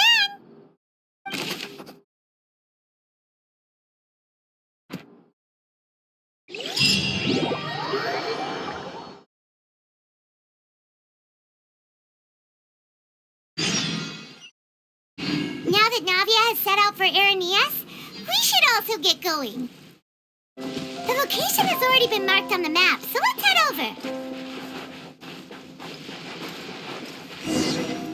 Huh. According to Malus's info, the synth production base is underwater. Let's go and try to find the entrance.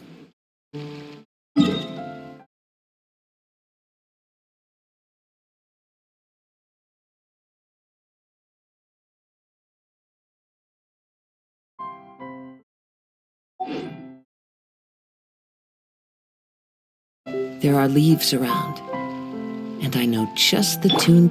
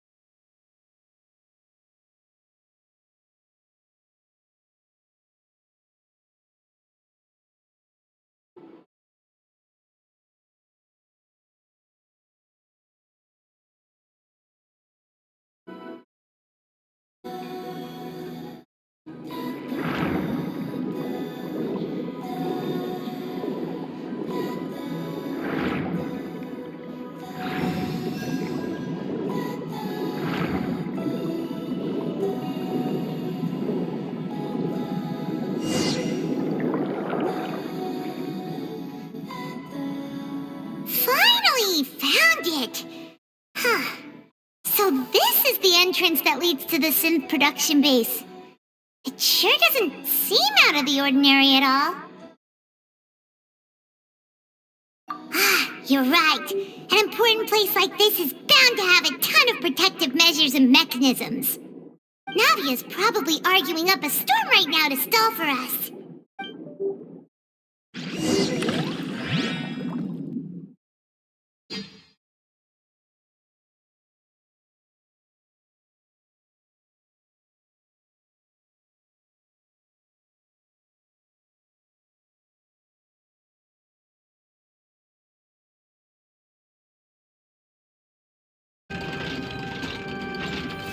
It would appear that I must repeat my question again, Mr. Tartaglia. Do you accept the charge that you are the true culprit behind the serial disappearances case? To be perfectly honest, I don't understand your country's complicated court system, or the reason why I'm being charged with something I've never even heard of. However, I did hear that people who have been charged can choose to participate in a duel to clear their name. Is that right? In which case, as long as I accept the charge, I can have an all-out fight with that champion duelist Clorend, right? I've got to admit, that's one of the most enticing offers I've ever received.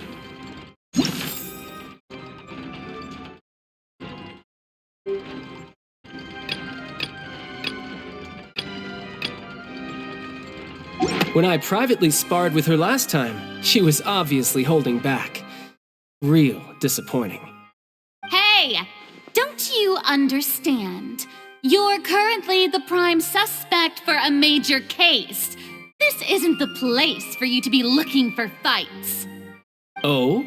Sounds like the Hydro Archon wants to lecture me on the ways of the Opera House. Then why don't you duel me too? I'm the kind of student that learns best in the heat of battle. No. That's not what I meant. Alas, it would appear that communication with the defendant is going poorly, and we have made very little progress. In that case, let me explain everything from the very beginning again. The goal of this trial is to determine the culprit behind the serial disappearances case. That case had nothing to do with him. You've got the wrong man. Huh? What's going on? Why is she interjecting again? I told you it couldn't be one of the Fatui harbingers. Miss Navia, this is the second time you've interrupted the court proceedings. I only tolerated your behavior last time because you were able to provide the court with a key eyewitness. But that was an exception rather than standard court protocol. I can very well charge you with contempt of court for your interjections. Oh, please. Did you ever think I had any respect for this place's pointless theatrics? We can put that discussion aside for now. I'm not here to argue with you. I'm here to charge the true culprit behind the serial disappearances case. And if my charges prove true, then Tartaglia here will be proven innocent by default, correct? Oh, a young lady has charged in and offered to clear my name. How fascinating. Well, I'd gotten half bored to death by all these rules and procedures anyway, so I'll take you up on that offer. So, Your Honor, is there nothing else for me to do now? You may take a seat for now in the audience, but that doesn't mean the suspicions against you have been lifted. Now then, Miss Navia, who is the person you would like to charge instead?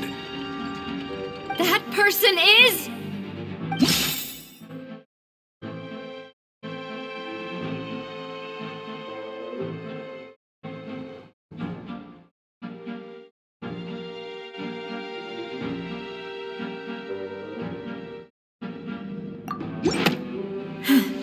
Something's not right. Let me think for a little while longer.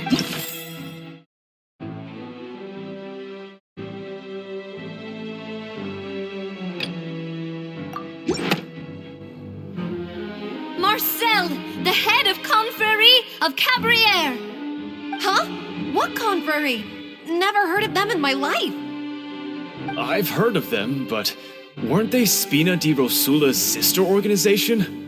Oh, is this going to be a friends to enemies type situation? Please let me remind you, Miss Navia, that charging someone is an incredibly serious matter. Committing to the charge also means taking on the legal responsibilities associated with it. And if the charge fails, depending on the circumstances, you may also be charged with the crime of making a false accusation. Knowing this, do you still wish to charge this man? Yes, I do. In that case, I declare the charge to be valid. Miss Navia and attorneys, please take your places on the court. Members of the guards, please contact Mr. Marcel right away so that he may stand trial.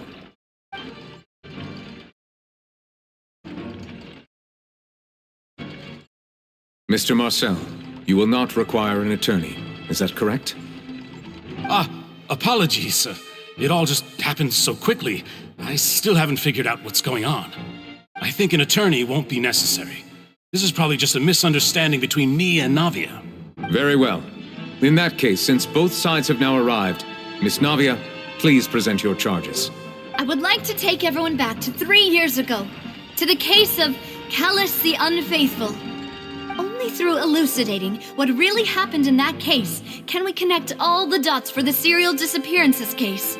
Navia, do you really think that I was the one who killed your father?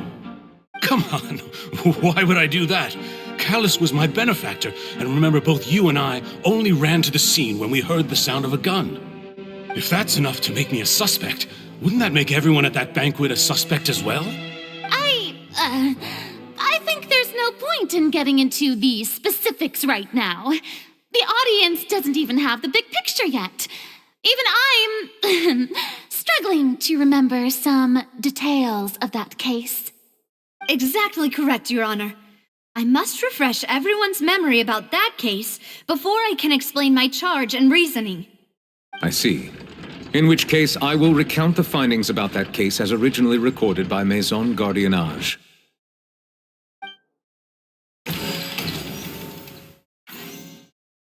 On the day of the murder, Spina di Rosula hosted a large banquet in a countryside estate owned by the Confrérie of Cabrières. During the banquet, all attending guests heard 2 gunshots from the courtyard.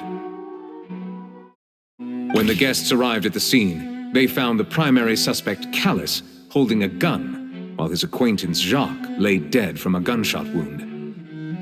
The guards' investigation did not recover any other firearms from the scene.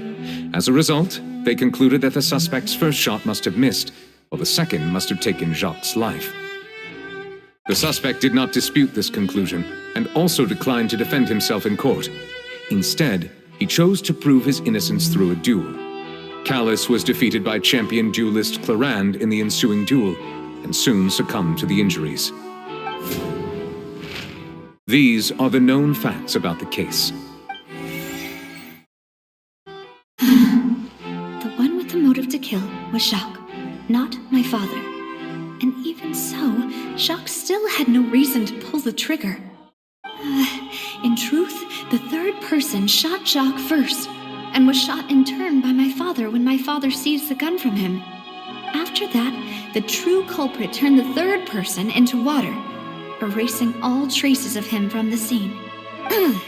Thank you for the summary, Your Honor. Of course, the guard's conclusion appeared quite sensible to us at the time. However, we should revisit the case now that we've gained new information about the abilities of water from the primordial sea.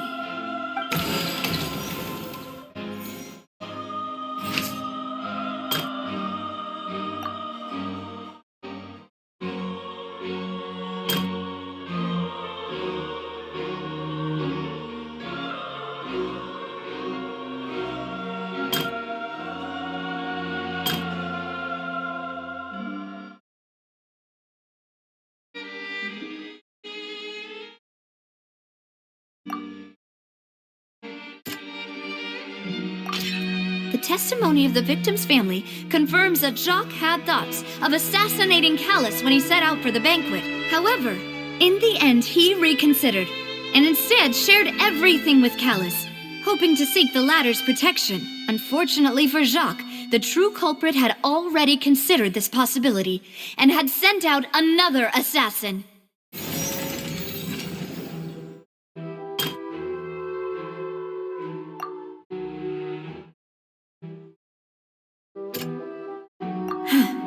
Something's not...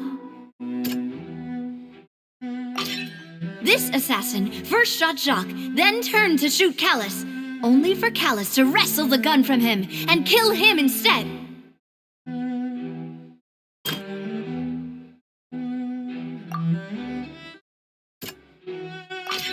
A pile of clothing was found at the scene. The guards once believed they were used by Jacques as a costume to disguise himself. But now it is clear that the clothes were proof that there was a third person at the scene, and that they were turned into water after committing the murder. Since it was raining that day, the culprit was confident that they could use the rain to wash away all traces of their dissolved accomplice. Realizing this, the true culprit caused the hired assassin to dissolve into water, leading everyone to believe Callus was responsible for Jacques' murder. This is the true version of events.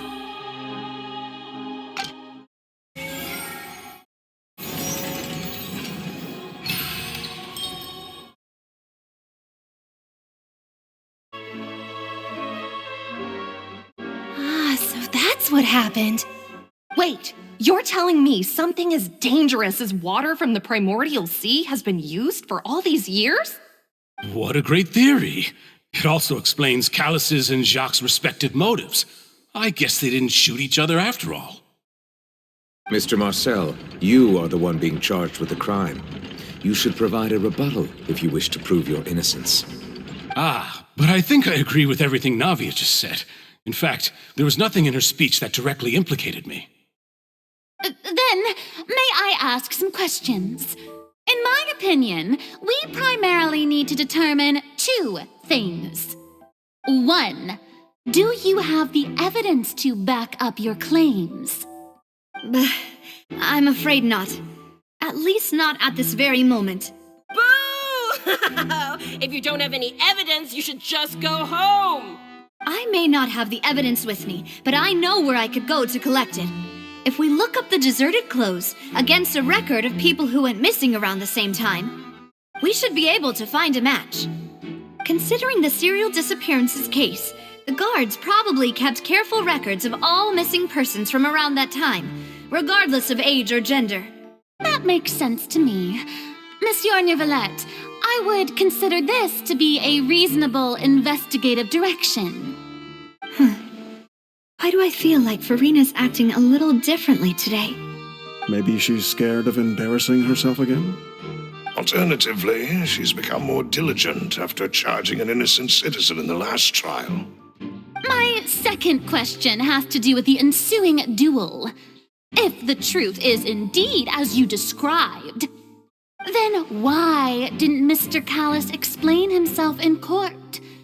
If he had testified that a person had been dissolved, he could have at least mounted a defense. I've thought about this too, and the answer is actually pretty simple. He felt there were things that were more important to him. The dissolving power of water from the primordial sea is an important secret for the true culprit of the serial disappearances case. My father could have exposed it for all to see, but he chose to take it to the grave. At that time, Spina di Rosula was in dire straits, and his reputation had already been shattered. He had no guarantee that going forward with the truth would allow the culprit to be brought to justice. What was certain, however, was that it would paint a gigantic target on my back. Boss once told me that Demoiselle had already been selected as the next target of the serial disappearances case. What? If the secret had gotten out, the culprit would have fought an all-out war with Espina right there and then. I wouldn't have been the only one in danger. All of us would have stood to lose our lives. Of course, the guards might eventually figure out the truth of the matter and determine that we were in the right. But what good would that do? How can a hollow verdict protect anyone? Had this opera house ever given my father any kind of confidence in its brand of justice, Spina di Rosula would have had no reason to exist. But by staying silent, we retained the ability to deter our opponents and continue the stalemate. I was able to become Spina di Rosula's president, which made me harder to target, as well as giving me more time to grow and learn. And once I have figured out the truth and stepped up to the challenge, I will do what this opera house cannot. and restore my father's truth and honor back to him. So, you mean to say, your father intended to die in the duelist's ring? That's right. Do you have any proof? Of course. All you need is to ask his opponent, Clarand. I don't need your apology, your guilt, or your support from the shadows. You don't have to do anything for my sake. But since he entrusted his will to you, Clarand, you should tell us the truth about his sacrifice. So, during the duel, did you believe that Callus was intending to die? Yes, I did. As a champion duelist, I fought many battles and taken a countless number of dishonored lives. In my line of work, I've seen all kinds of people give their all for the faintest hope to continue living. Some were determined, others passionate, and some even manic and twisted. Just one look and I can tell if a duelist is hoping to live or if they're looking to die. I hereby swear on my name and honor as a champion duelist that Mr. Callus never intended to leave the ring alive. Since that's your testimony, I have no more questions. It appears there really are good grounds to reopen this case. I concur. However, Miss Navia, you still have not explained the link between your father's case and the serial disappearances case. Right? What she said was fascinating, but kind of beside the point. Wait, weren't they just talking about the serial disappearances case? Of course, Your Honor. The two cases are connected via a matter of timing. In my father's case, the culprit intended to kill both Jacques and Callus. As a result, they planned to act after hearing 2 gunshots. And at the end of Linny's trial, the culprit also only dissolved the victim in front of everyone because they realized they were at risk of being identified. The culprit could only time their actions so precisely if they were already at the scene. Coincidentally, Marcel attended both the banquet and the trial. So that's why you suspected me. Even after hearing your reasoning, I still can't help but find it a little preposterous. I'm used to it, though. You've always been an impulsive and sentimental child, Navia. It's one of your most endearing traits. No need to appeal to pathos. I won't try to refute your points one by one, but even if everything you just said was true, can you prove that I was the only person present at both events? On top of that, does a person have to be physically present to control the timing? Can't someone remotely monitor the place? Know what she can say to that. I know that even with that, you might still think you can reduce the list of suspects with some further investigations until I'm the only one left on the list. Alas, who won't feel at least a little hurt by an accusation of murder from a girl you see as your own daughter? But if I were to dismiss this completely, you'd also think I'm not being considerate of your feelings. Ah well, let Uncle Marcel teach you another lesson. Do you know what the biggest flaw in your reasoning is? I suppose you're gonna tell me anyways. It's timing again. I'm a businessman by trade. From that standpoint, there's no reason for me to kidnap young women. It's a high-risk action with nothing to gain. In addition, I left my home in Snezhnaya when I was young to come to Poisson and work in some trade. My business only thrived when I received Callus's patronage. But the disappearances began before I ever stepped foot in Fontaine. I do apologize, demoiselle. This was my mistake. No, it's not your fault. I'm sure he had come prepared. Is there anything else you'd like to say? Would you like to check the date of my first business license against the first known case of the serial disappearances? You can also take a look at my border entry records, or ask my friends and family when I left Snezhnaya for the first time. Could those records and testimonies do something to appease the unspeakable anguish in your heart? Seems like she got the wrong guy. At this rate, Navia will be convicted for falsely accusing him. I think you've done a superb job of dissecting your father's feelings as he neared the end of his life. But aren't you going against all of his wishes and expectations right now? He wished for you to become more rational, collected, and conscientious instead of dwelling only on your own feelings. Once you've learned to be more considerate of others' feelings and to stop rushing headlong into things, you'd have met most of his expectations. This isn't just about me, and it never has been. The biggest difference between me and the rest of the victims is that I still have the ability to search for the truth, while that same agency has long been taken from them. The people whose families were destroyed by synth abuse, the people who lost their loved ones to the serial disappearances, and the people who suffered tragic ends due to their sense of justice. Many people's images are flashing before my eyes. I'm sure some are coming to those of you in the audience as well. And whose image do you see, Marcel? Is it a man named Vacher? Oh, so you do know that name. I'm merely surprised you'd suddenly say the name of someone I've never even heard of. I was waiting for you to say that.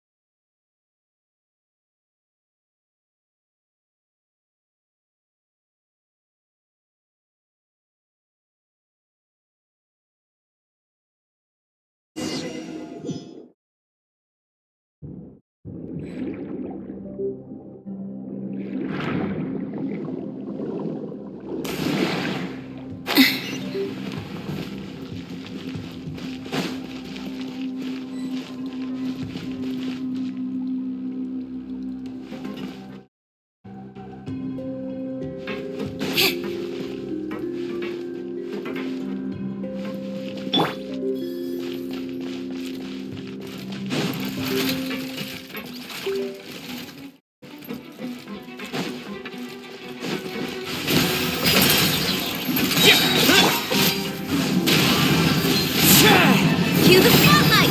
Over here! Surprise! Allow me! Bombs away!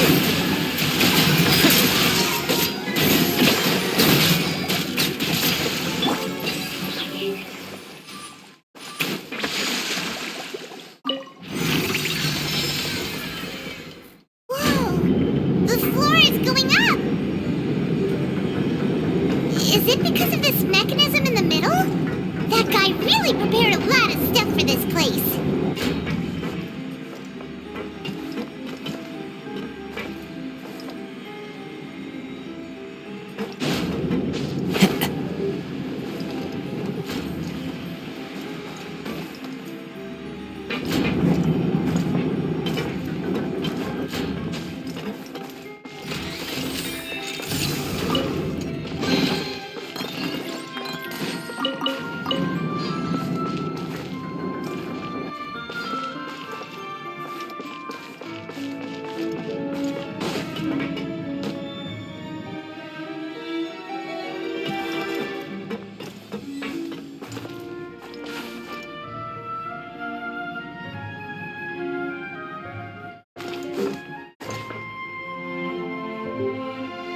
Time to go. Paimon thinks we need to go up, but Paimon doesn't see a way. Let's take a look around. Maybe we'll find a hidden mechanism that'll show us the way up.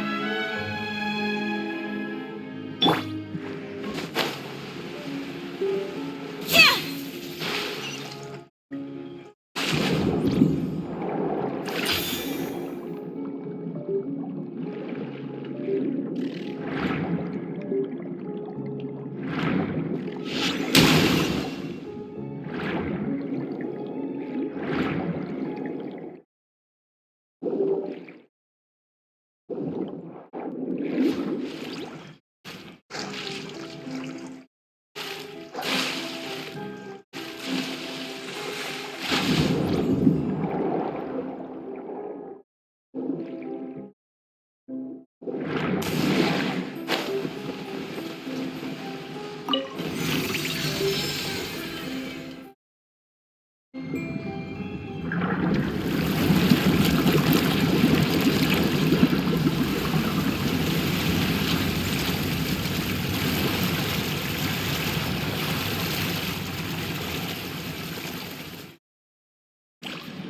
water level is rising.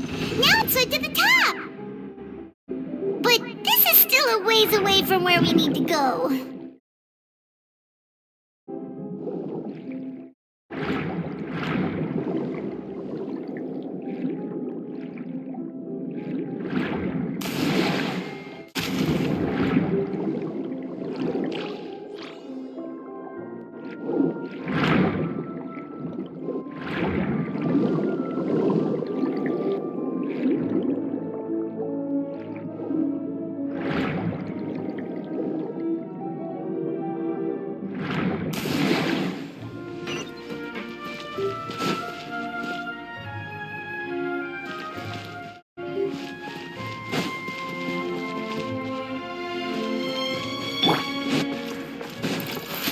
One with nature.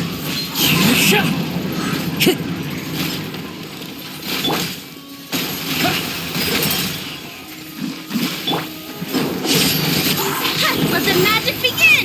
Over here! Water jet!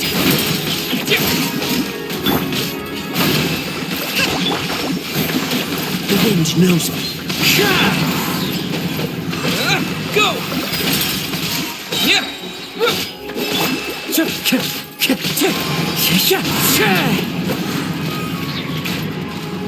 As one with wind and cloud. One with nature.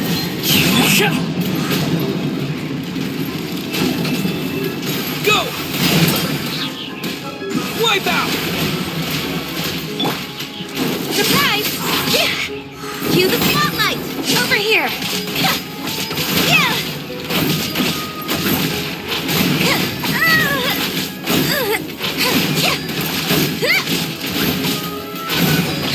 Step on up! Water jet!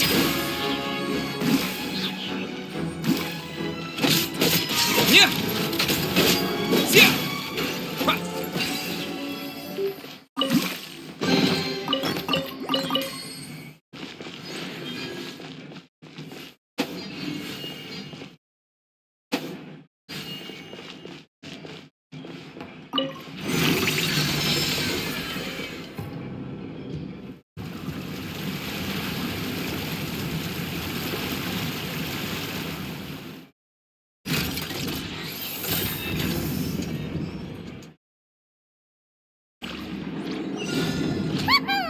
Now the path is clear! Let's go!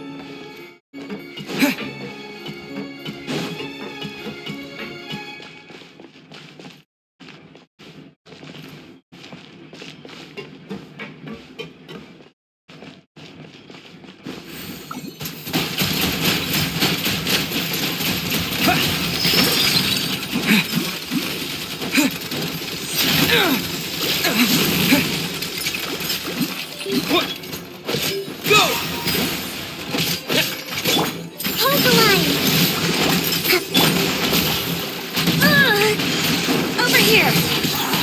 Surprise! Let the magic begin! The range knows me. Water jet! Yeah!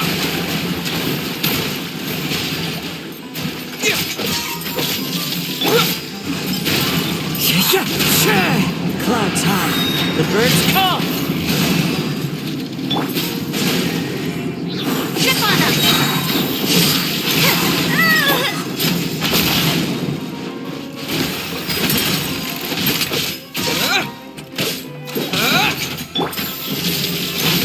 Use a spotlight! Over here!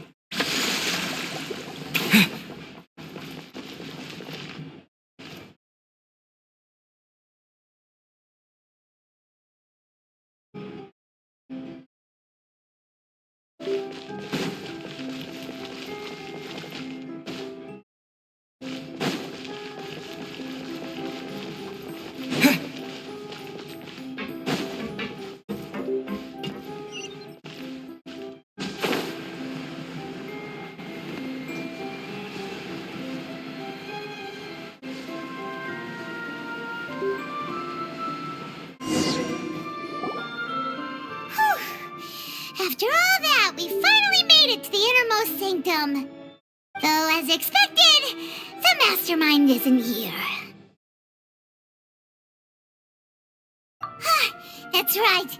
Then let's hurry up and find some evidence so we can get back to the Opera House and help Navia.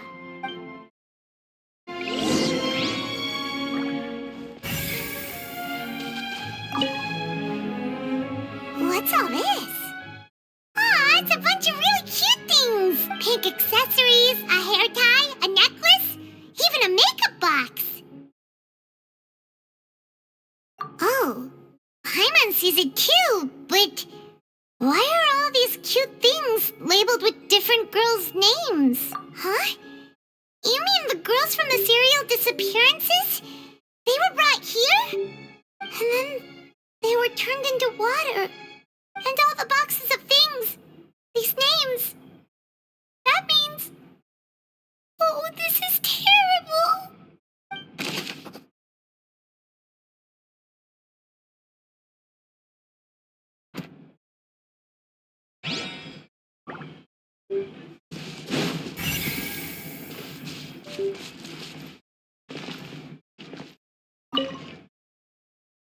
Whoa! There's so much synth here! And so many bottles of ingredients that probably just contain the waters of the primordial sea. Mixing in progress? Ready to drink? Stock sample? Huh. They've also got all the synth pretty clearly labeled. Whoa! There's even fruit-flavored synth? Yep, it's super obvious.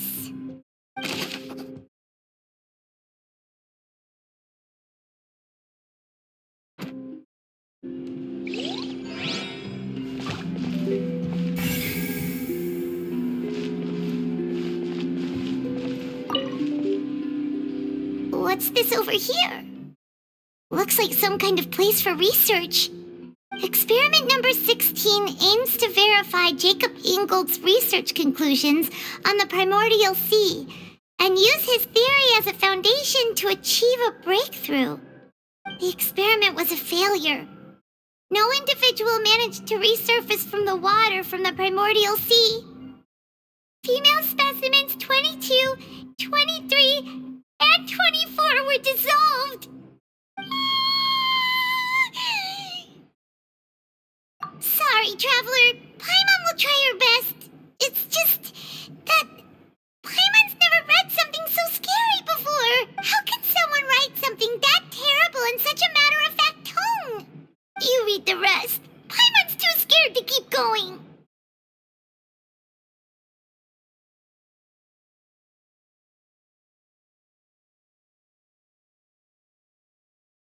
So that's why he did all of these experiments.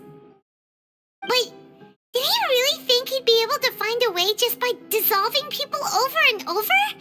That's just insane! Huh? Isn't that the name you heard by the fountain?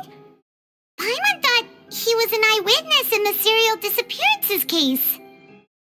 You mean Vacher is the one who did all of these...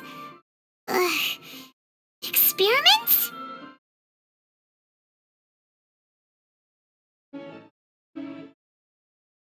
So that's it! Vacher was no victim, but personally took his lover and... No, that's not it either! If that's the case, why would he want people to resurface from the water? In any case, Paimon will write it all down.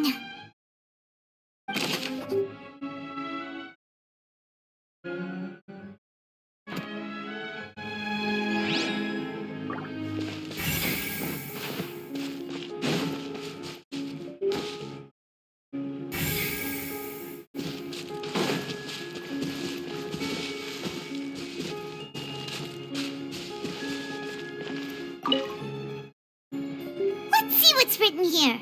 Nothing escapes Detective Paimon's eyes. Callus. Navia's father. Oh, this seems to be an investigation report on him. Yep, it's about finding someone to assassinate Jacques and Callus because of a lack of confidence that Jacques himself would go through with it. This should prove the existence of the third person, right? We still have not determined the exact content of the key information Callus has passed on to certain members of his organization. The old dog's a real menace to deal with. Even if he abides by the promise he's made to us, he will still have the upper hand. He can act whenever he wants to make our lives miserable. The only option left is to remove him from the picture entirely. I concur. Let's send someone to kill him. He won't declare war as long as we don't touch Navia. Oh, seems like we've got a bunch of correspondence between the higher-ups. They're all just so evil.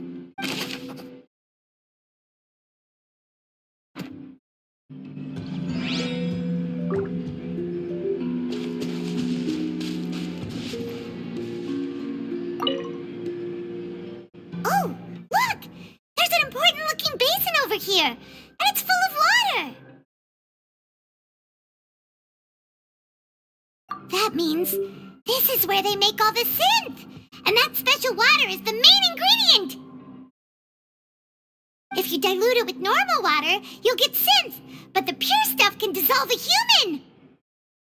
Paimon will take notes on this incriminating evidence.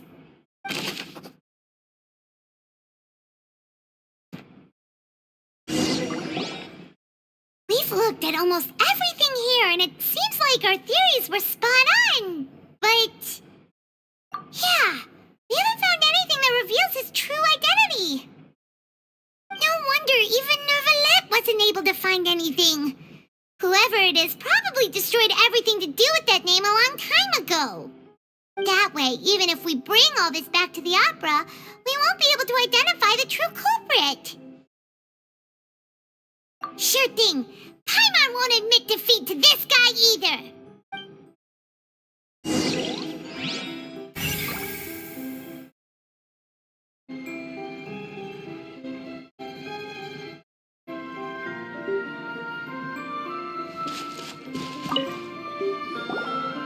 You take that side and Paimon will take this side. Check everything carefully.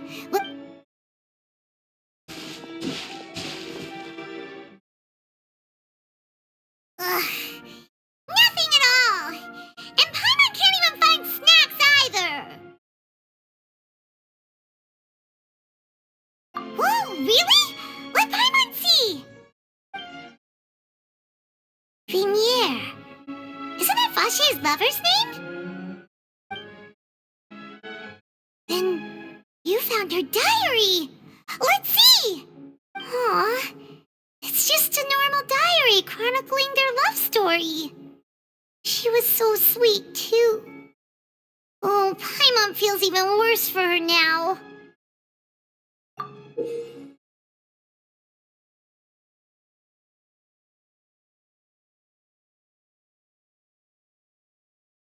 So many! A whole page's worth! But they're all crossed out. Was she unhappy with all of them? The final name she decided on was Marcel. Wait, but Marcel's pretty old. Has this case been going on for so long that he's Vacher and Vinier's grown son?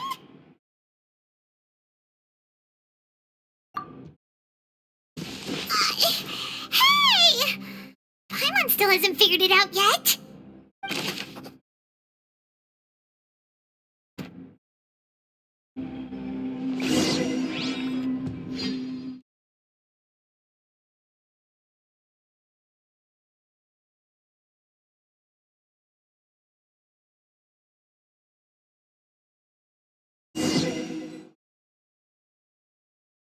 And whose image do you see, Marcel?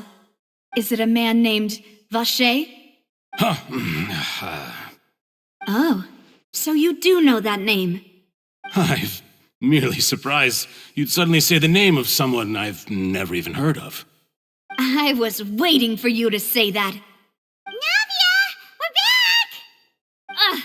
As expected of my partner. I just knew you'd return in the nick of time.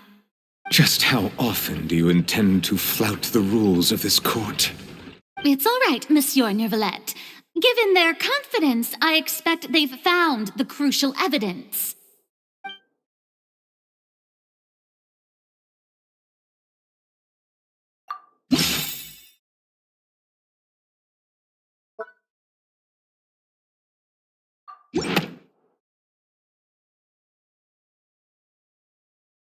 But the truth of it, Marcel, is that you've always been Vacher.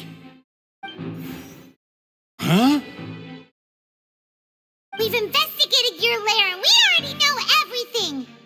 After your lover, Vinier, was dissolved, you kept abducting young women to experiment on the hopes of bringing her back to you! You even created Marcel as a new identity and destroyed all records of your past as Vacher! So that's it. Even the villains in opera performances rarely go that far. And with that, Marcel's motive has now been established. This information regarding your past also dismantles your prior timing defense. Well, Marcel, do you know where you went wrong? You fixated your gaze on the lover that passed away, instead of paying attention to the living people around you. So, you never noticed how we changed, or how we grew as individuals. You also never understood Boss's real expectations for his daughter. Or our determination to see things through. Your determination. Mr. Marcel, please speak up now if you would like to defend yourself. Otherwise, the trial will move on to the next stage. Do you really think I wanted to do any of this? Pay attention to you? What for? Have you ever paid attention to me? Ever empathized with my pain? Ever known how it feels to watch the love of your life dissolve right in front of your eyes? No one helped me. No one even believed me. All those decades ago, even the officers from the Maison Gardiennage were laughing at me. They said there's no way a human being can turn into water. So I must have gone mad from grief. Vinier's death was brushed away by all of you as if it didn't matter at all. Well, now you know, don't you? Ha!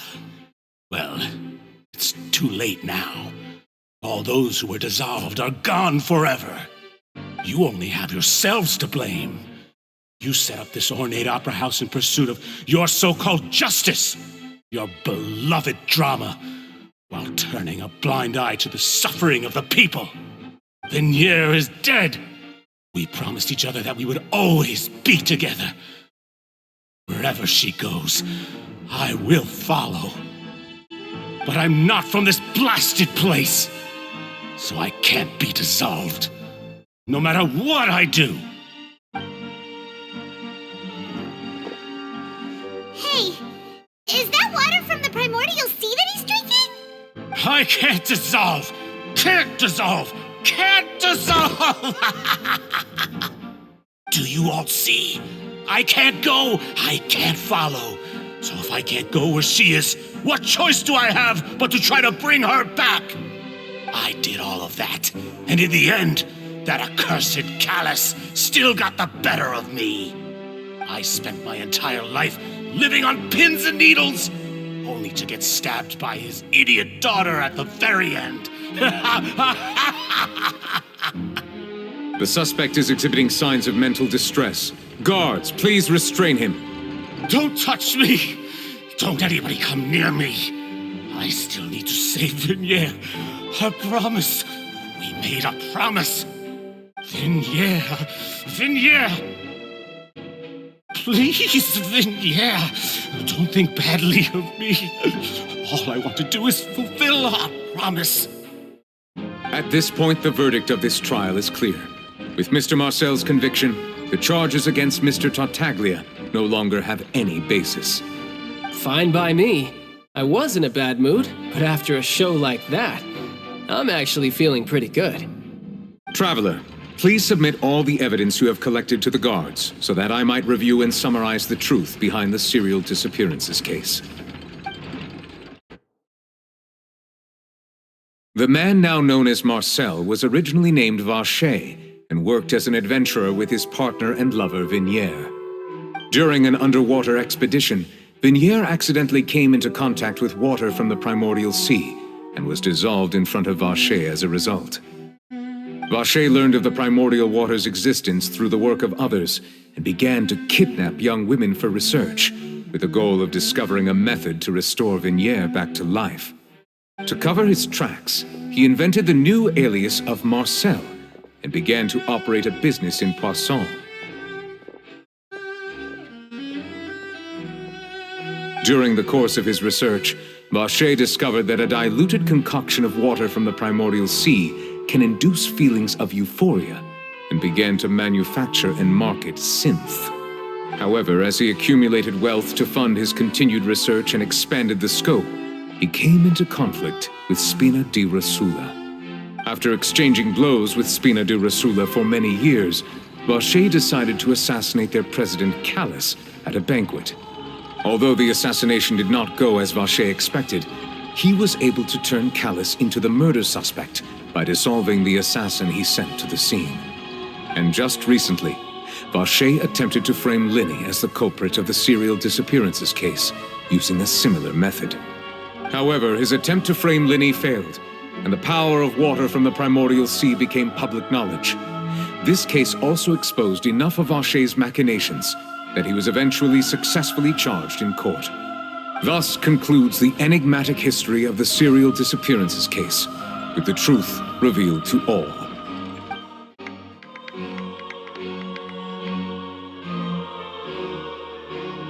The Oratrice will now deliver the final verdict regarding the charges against Mr. Vacher.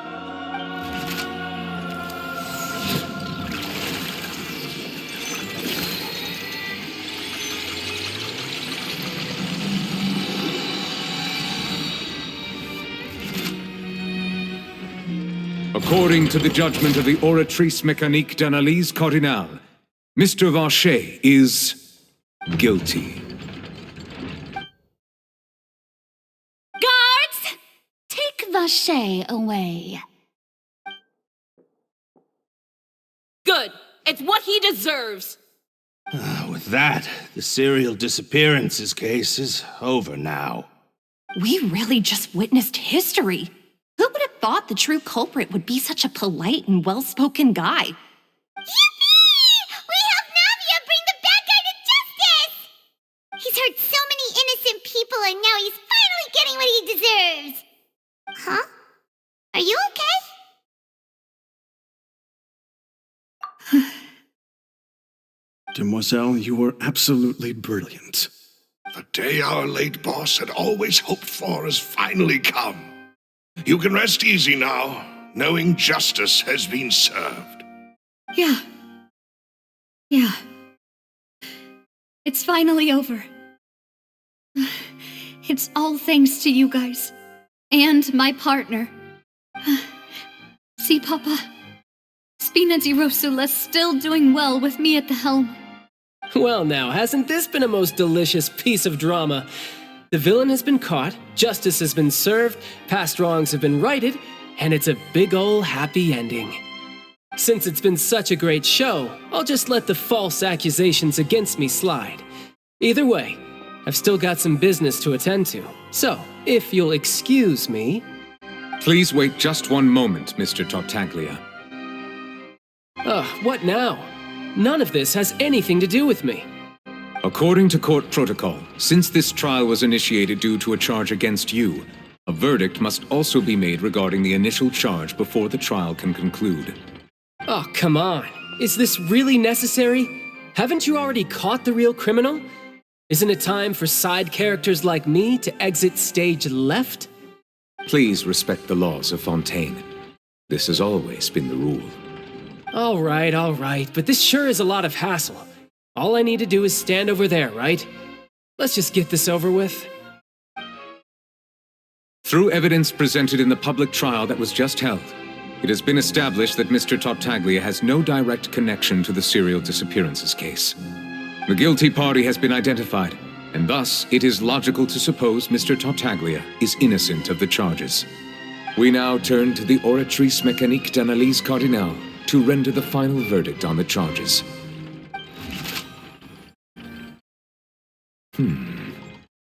According to the judgment of the Oratrice Mécanique d'Analyse Cardinale, Mr. Tartaglia is guilty. What? Hey! That's not funny! Didn't you just say I'm supposed to be innocent? What's with this verdict? Is your justice machine malfunctioning? Huh? This has never happened before. The Oratrice actually returned a different verdict from the Chief Justice. I mean, have you ever heard of an innocent Fatui Harbinger? Do you think the Oratrice might have just convicted him on general principle? But weren't the charges about the serial disappearances case? No matter what else he's guilty of, it shouldn't affect the verdict in this case, right? The judgment of the Oratrice Mécanique d'Analyse Cardinale is, by law, the final verdict of the court. We must accept the guilty verdict. Guards, please take the suspect into custody per court protocol.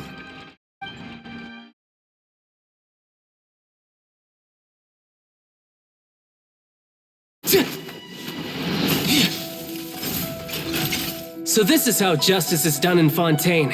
What a joke. You've got your rules. Well, I've got mine too!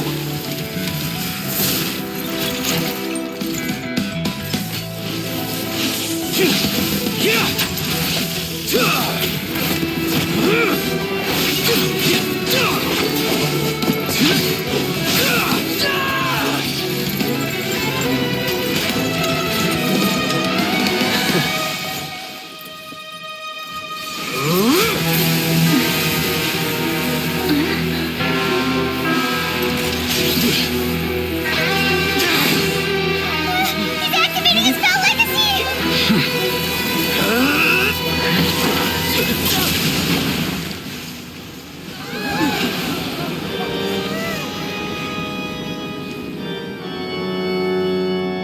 I am sorry.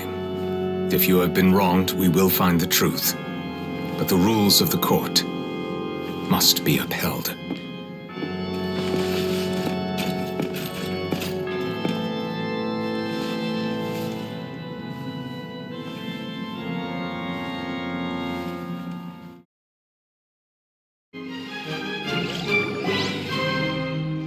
Hey, Monsieur Novelette, what's going on? Shouldn't they have been cleared already? Apologies. This is also the first time I've encountered such a situation. However, according to the rules established at the conception of Fontaine's court system, the Oratrice's judgment is the final verdict of the court. All I do is follow court procedure, As for why the Oratrice arrived at the conclusion it did, you should probably ask someone more knowledgeable than me.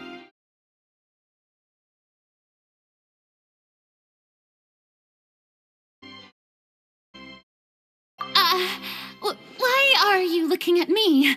I had nothing to do with it! I don't know what happened there either! Hey, stop staring at me!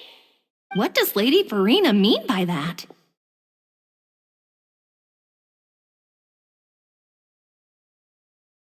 She says she has no idea either, but that's impossible.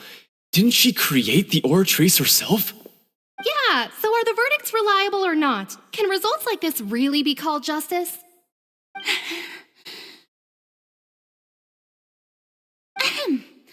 My dearest citizens, did you really think we'd allow an incorrect verdict to be handed out in this court? Did you really believe that the judgment could be mistaken or be the result of some sort of random mishap? Don't tell me you thought even I had been blindsided by the Oratrice's result. But the way she looked just now, it was pretty obvious she had no idea what was going on. However, given the state of things, I shall give you an explanation. Everything that just took place, including my supposed shock and bafflement, was a part of an elaborate performance, with every action meant to stir up drama and excitement. And, of course, for every performance, there is a script. Everything has unfolded exactly as I expected from the very beginning.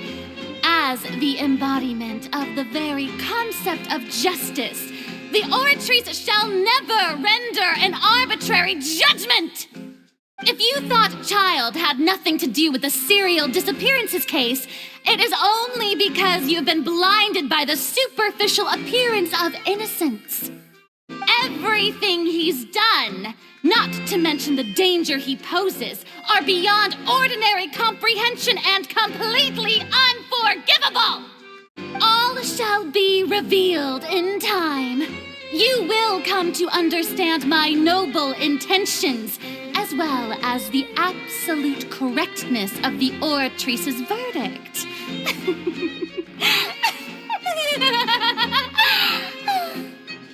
Now, having said that, although I hate to leave things hanging in suspense, it is now time for this performance to end. As the lead actress, I shall be the first to take my leave. Toodaloo! So she chose to make her escape after all, did she? So you're saying we shouldn't put much stock into what she just said? She probably just put on that performance to save face. As for the truth, it's unlikely that she actually has any idea. However, please be assured that I will continue to investigate this case in a personal capacity. Just as I promised, if the judgment has been incorrect, we will do our utmost to clear his name. All right. Even though we feel pretty badly for him, we'll take your word for it for now. After all, he's done plenty of bad stuff, so he should have known he'd go to prison someday, right?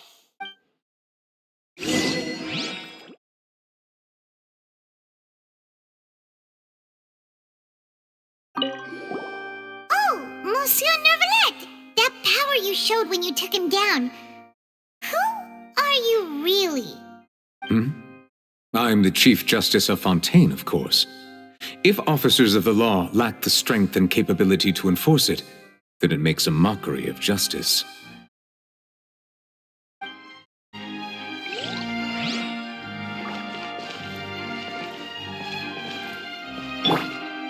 One with nature.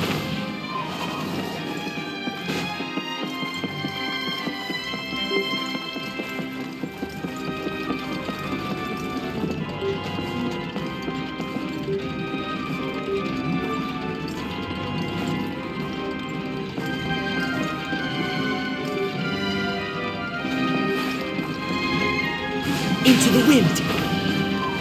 Follow the wind.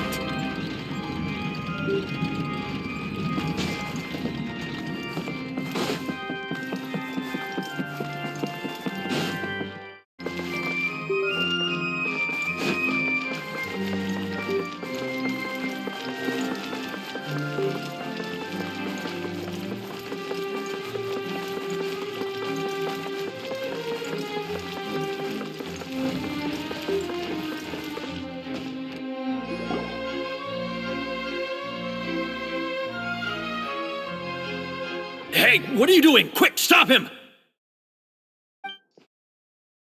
Traveler! Hey! Traveler! Marcel! What are you doing over here? Stop resisting arrest! Cease, or we'll add another charge to the list. No, wait! I just want to ask the Traveler something. I'm not looking to run away. Please, just let me ask this one small thing. Go on. Thank you. I was being led away when I finally realized something. Where did you first hear the name Vacher? I erased all records of that name. So, unless... Are you still trying to prove your innocence? Give it up. You've already been convicted. Really? You did? You're sure? You met her? But how could that be? How did you manage to do it?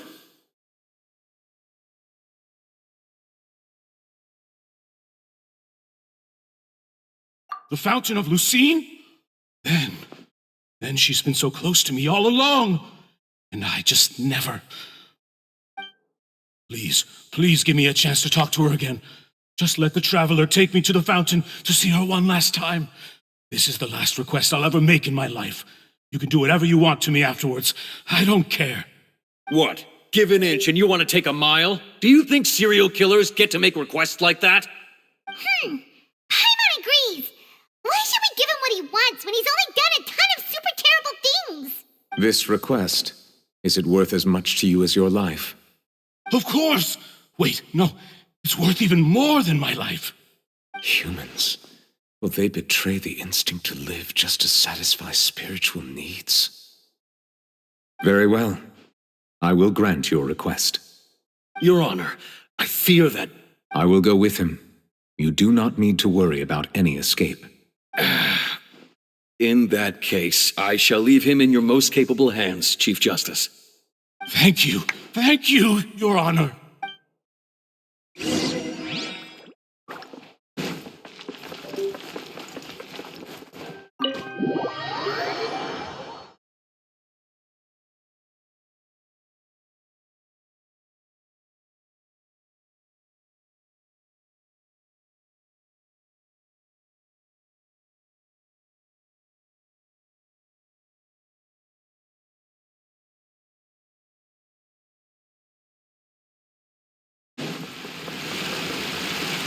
One with nature.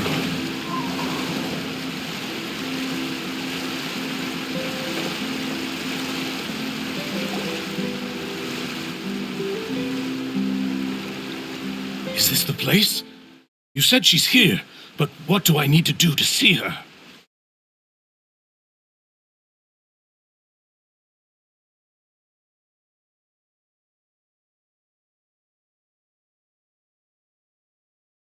Yeah, and even Paimon could hear her after drinking that thing. Didn't you just drink a lot of it on the stage as well? Oh, in that case... Vacher!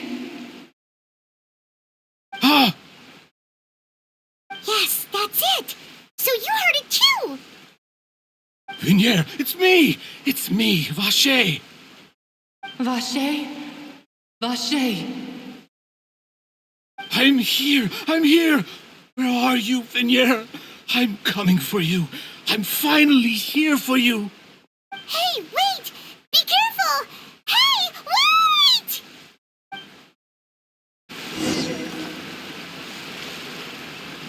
Vignier, is that you? It's me, Vacher!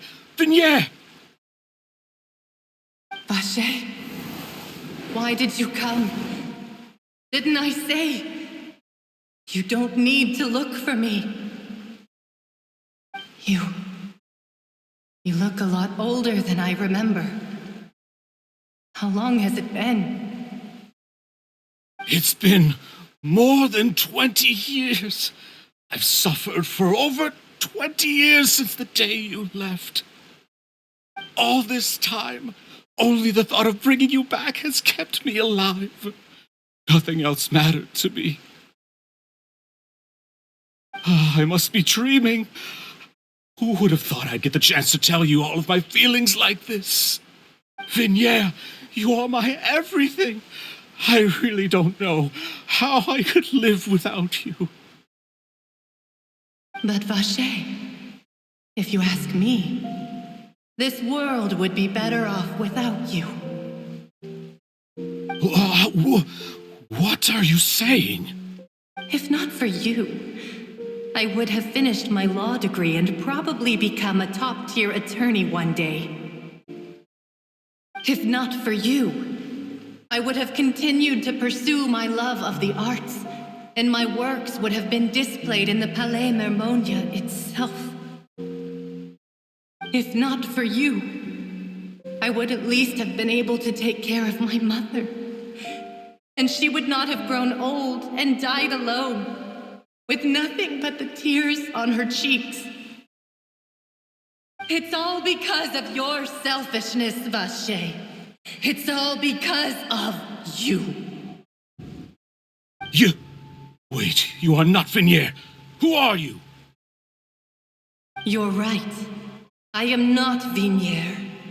I am the sacrifices.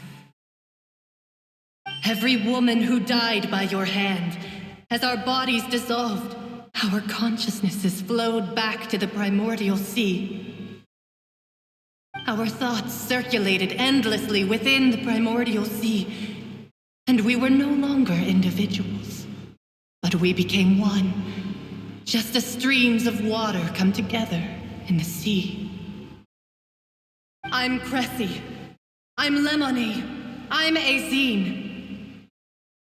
The only one I am not is Vignier. Why? But then, where is Vignier? She doesn't want to see you anymore. Every tendril of her consciousness is avoiding you. This is what you get for your selfishness. Your selfishness robbed us of our lives and our futures. You said time and time again that you'd do any and everything for her. But did you ever consider whether she'd want to see you do the things that you did?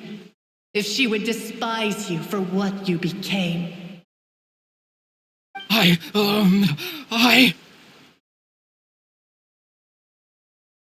You are a liar, a heartless murderer, and a cowardly narcissist. The only thing you are not is Vignier's beloved. From the moment your first victim died and her consciousness merged with Vignier's, she has had nothing but pure hatred for you.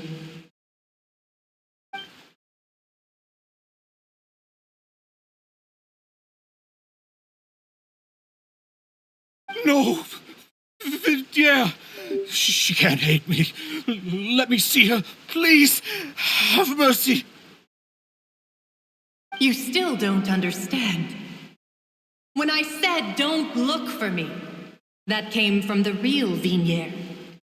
She really doesn't want to see you anymore. But on top of that, she also said that because it's her final drop of pity for you. She said that because she knew that if you did come here, we will show no mercy to you. Vache. Vache? Vache. Vache! Vache. Vache! Drown.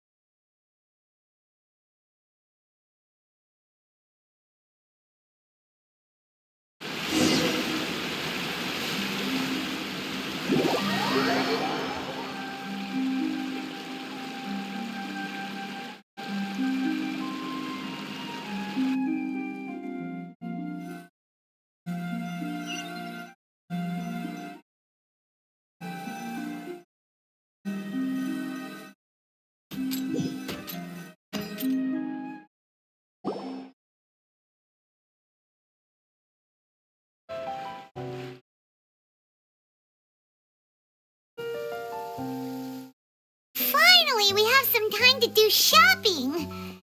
Gosh, it's been a long time since we've been able to relax.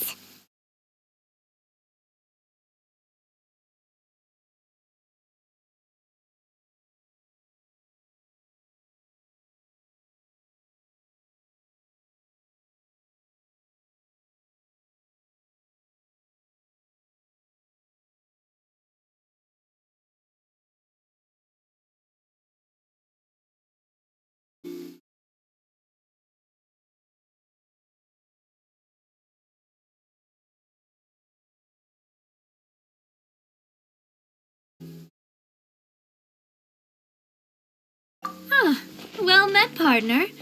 I knew something great was going to happen when I woke up in such a good mood today. Even this weather can't put a damper on the demoiselle's mood. It's a pleasure to see you both again. Oh, hey, Navia! It's been a few days. Paimon's already started to miss you. Oh, now that I believe. I'm easy to work with and always bring home the bacon. Who wouldn't treasure having a partner like me? Sounds like you're really enjoying life these days, Navia. What have you been busy with since the trial? It's just been one thing after the other. I've been making non-stop trips between Poisson and the court since then. Everyone from Spina di Rosula organized a memorial for my father. We never held a memorial when he first died, since everyone knew that even if we held one back then, no one was going to come. This time, though, everyone in Poisson, and even many people from the court, all attended. So his name's definitely been cleared now. That's what we like to hear. It's been the dearest wish of Demoiselle all along. That blasted stubborn fool. I was right to put my faith in him. I'm so glad I didn't give up on the case all those years ago.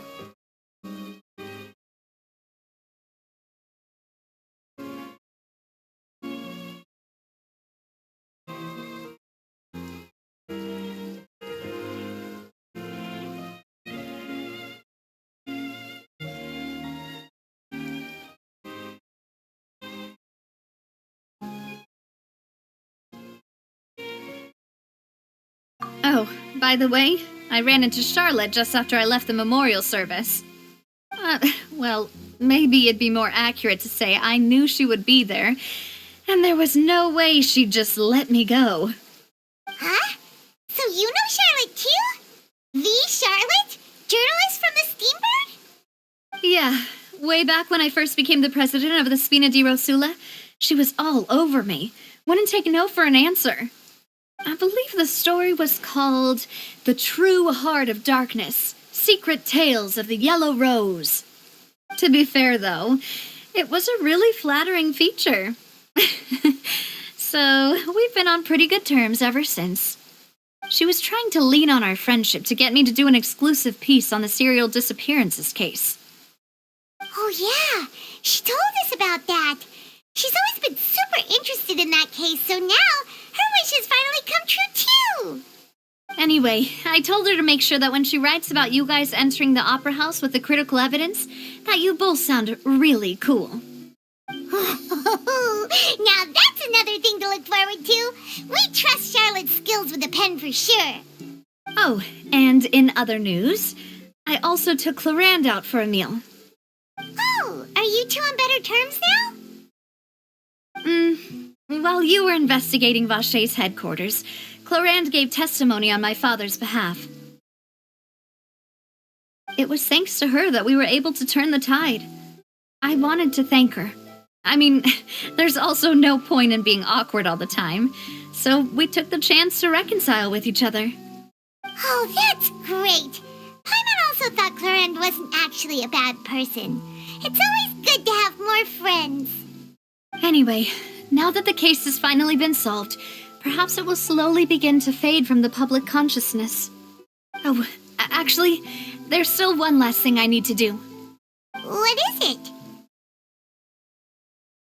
I should pay a visit to my father's grave and tell him the truth of what happened, as well as how it all ended. And on top of that, just how much people still look up to him to this day. That includes me, too. Miss Navia.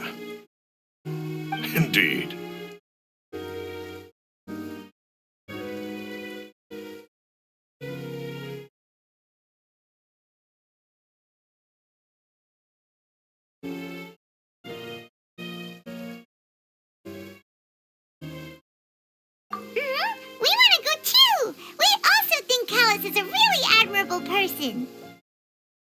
Sure thing. I'd like you two to share the moment with me. After all, without you, there might not have been such a positive ending. And in that case, everyone, let's be off. Considering the recent weather, we'll be lucky if we can reach Poisson before dark. Yeah, you're right. It's been raining non-stop for a few days now.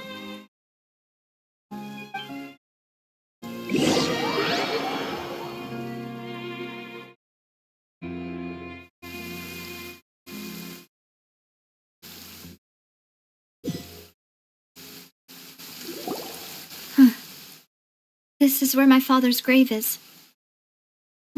To be perfectly honest, even I haven't been back here for a long time. Huh? There's someone there already. Wait, that figure. It can't be.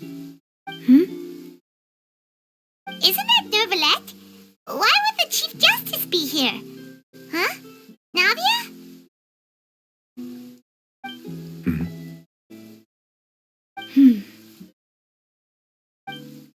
My apologies. I should have asked before coming to pay my respects. Don't say that. Sorry about that. Oh, I was trying to say there's no need for you to apologize. I wanted to show my father how much I've grown, but still, I doubt I've grown to the point that even the Chief Justice would feel compelled to apologize to me over and over. In that case, I will stop apologizing for now. You really could use some pointers on understanding human emotions, Monsieur Nervalette. In any case, why did you come to Poisson? Well, ever since that day, I've been turning a question over and over in my head. Just what is justice anyway? There was once a time when I didn't want to believe that there could be anything more important to humans than life itself. Oh, rather than that, it's probably more truthful to say I didn't believe humans were capable of resisting the most basic instinct of living things. That they could rebel against their own nature, or consider certain things to be more important than their own lives. Which is also why I didn't stop your father from beginning that fateful duel. I believed that a truly innocent man would never throw away his life like that. That there was nothing, should have been nothing more important than one's own continued survival. But Mr. Callis proved me utterly and decisively wrong. If not for his sacrifice, the serial disappearances case would have remained unsolved to this day. Mr. Callis made the choice he did for his daughter, for his associates, and for many people completely unrelated to him. And in the end, from a certain perspective, one could say that he did it all for the sake of justice. A justice that's higher than life itself. So, you asked me why I came here. I just wanted to say my apologies to Mr. Callis in person. I should have noticed all of this much sooner. This regret has filled me with a sadness that has haunted me for days.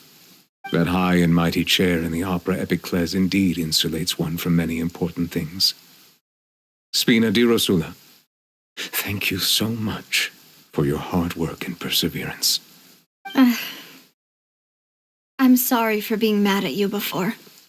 So, you're actually one of those types that's cold on the outside, but pretty thoughtful on the inside, huh? That reminds me of Silver, one of my guys. Sorry about that. Self-expression is not one of my strong suits. Didn't I just say you don't need to apologize?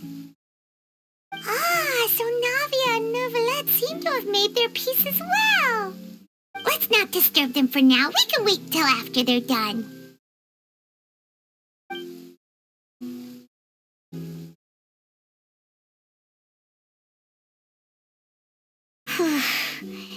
Paimon's never paid respects at someone's grave before.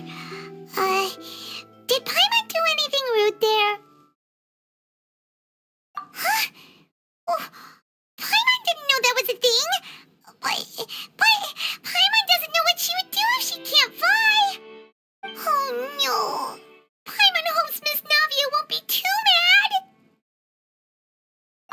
Anyway, Nervalette is still standing around there. It's not often that we can catch him alone like this, so why don't we go talk to him for a bit? If we can't talk to Lady Farina, we can at least talk to him, right?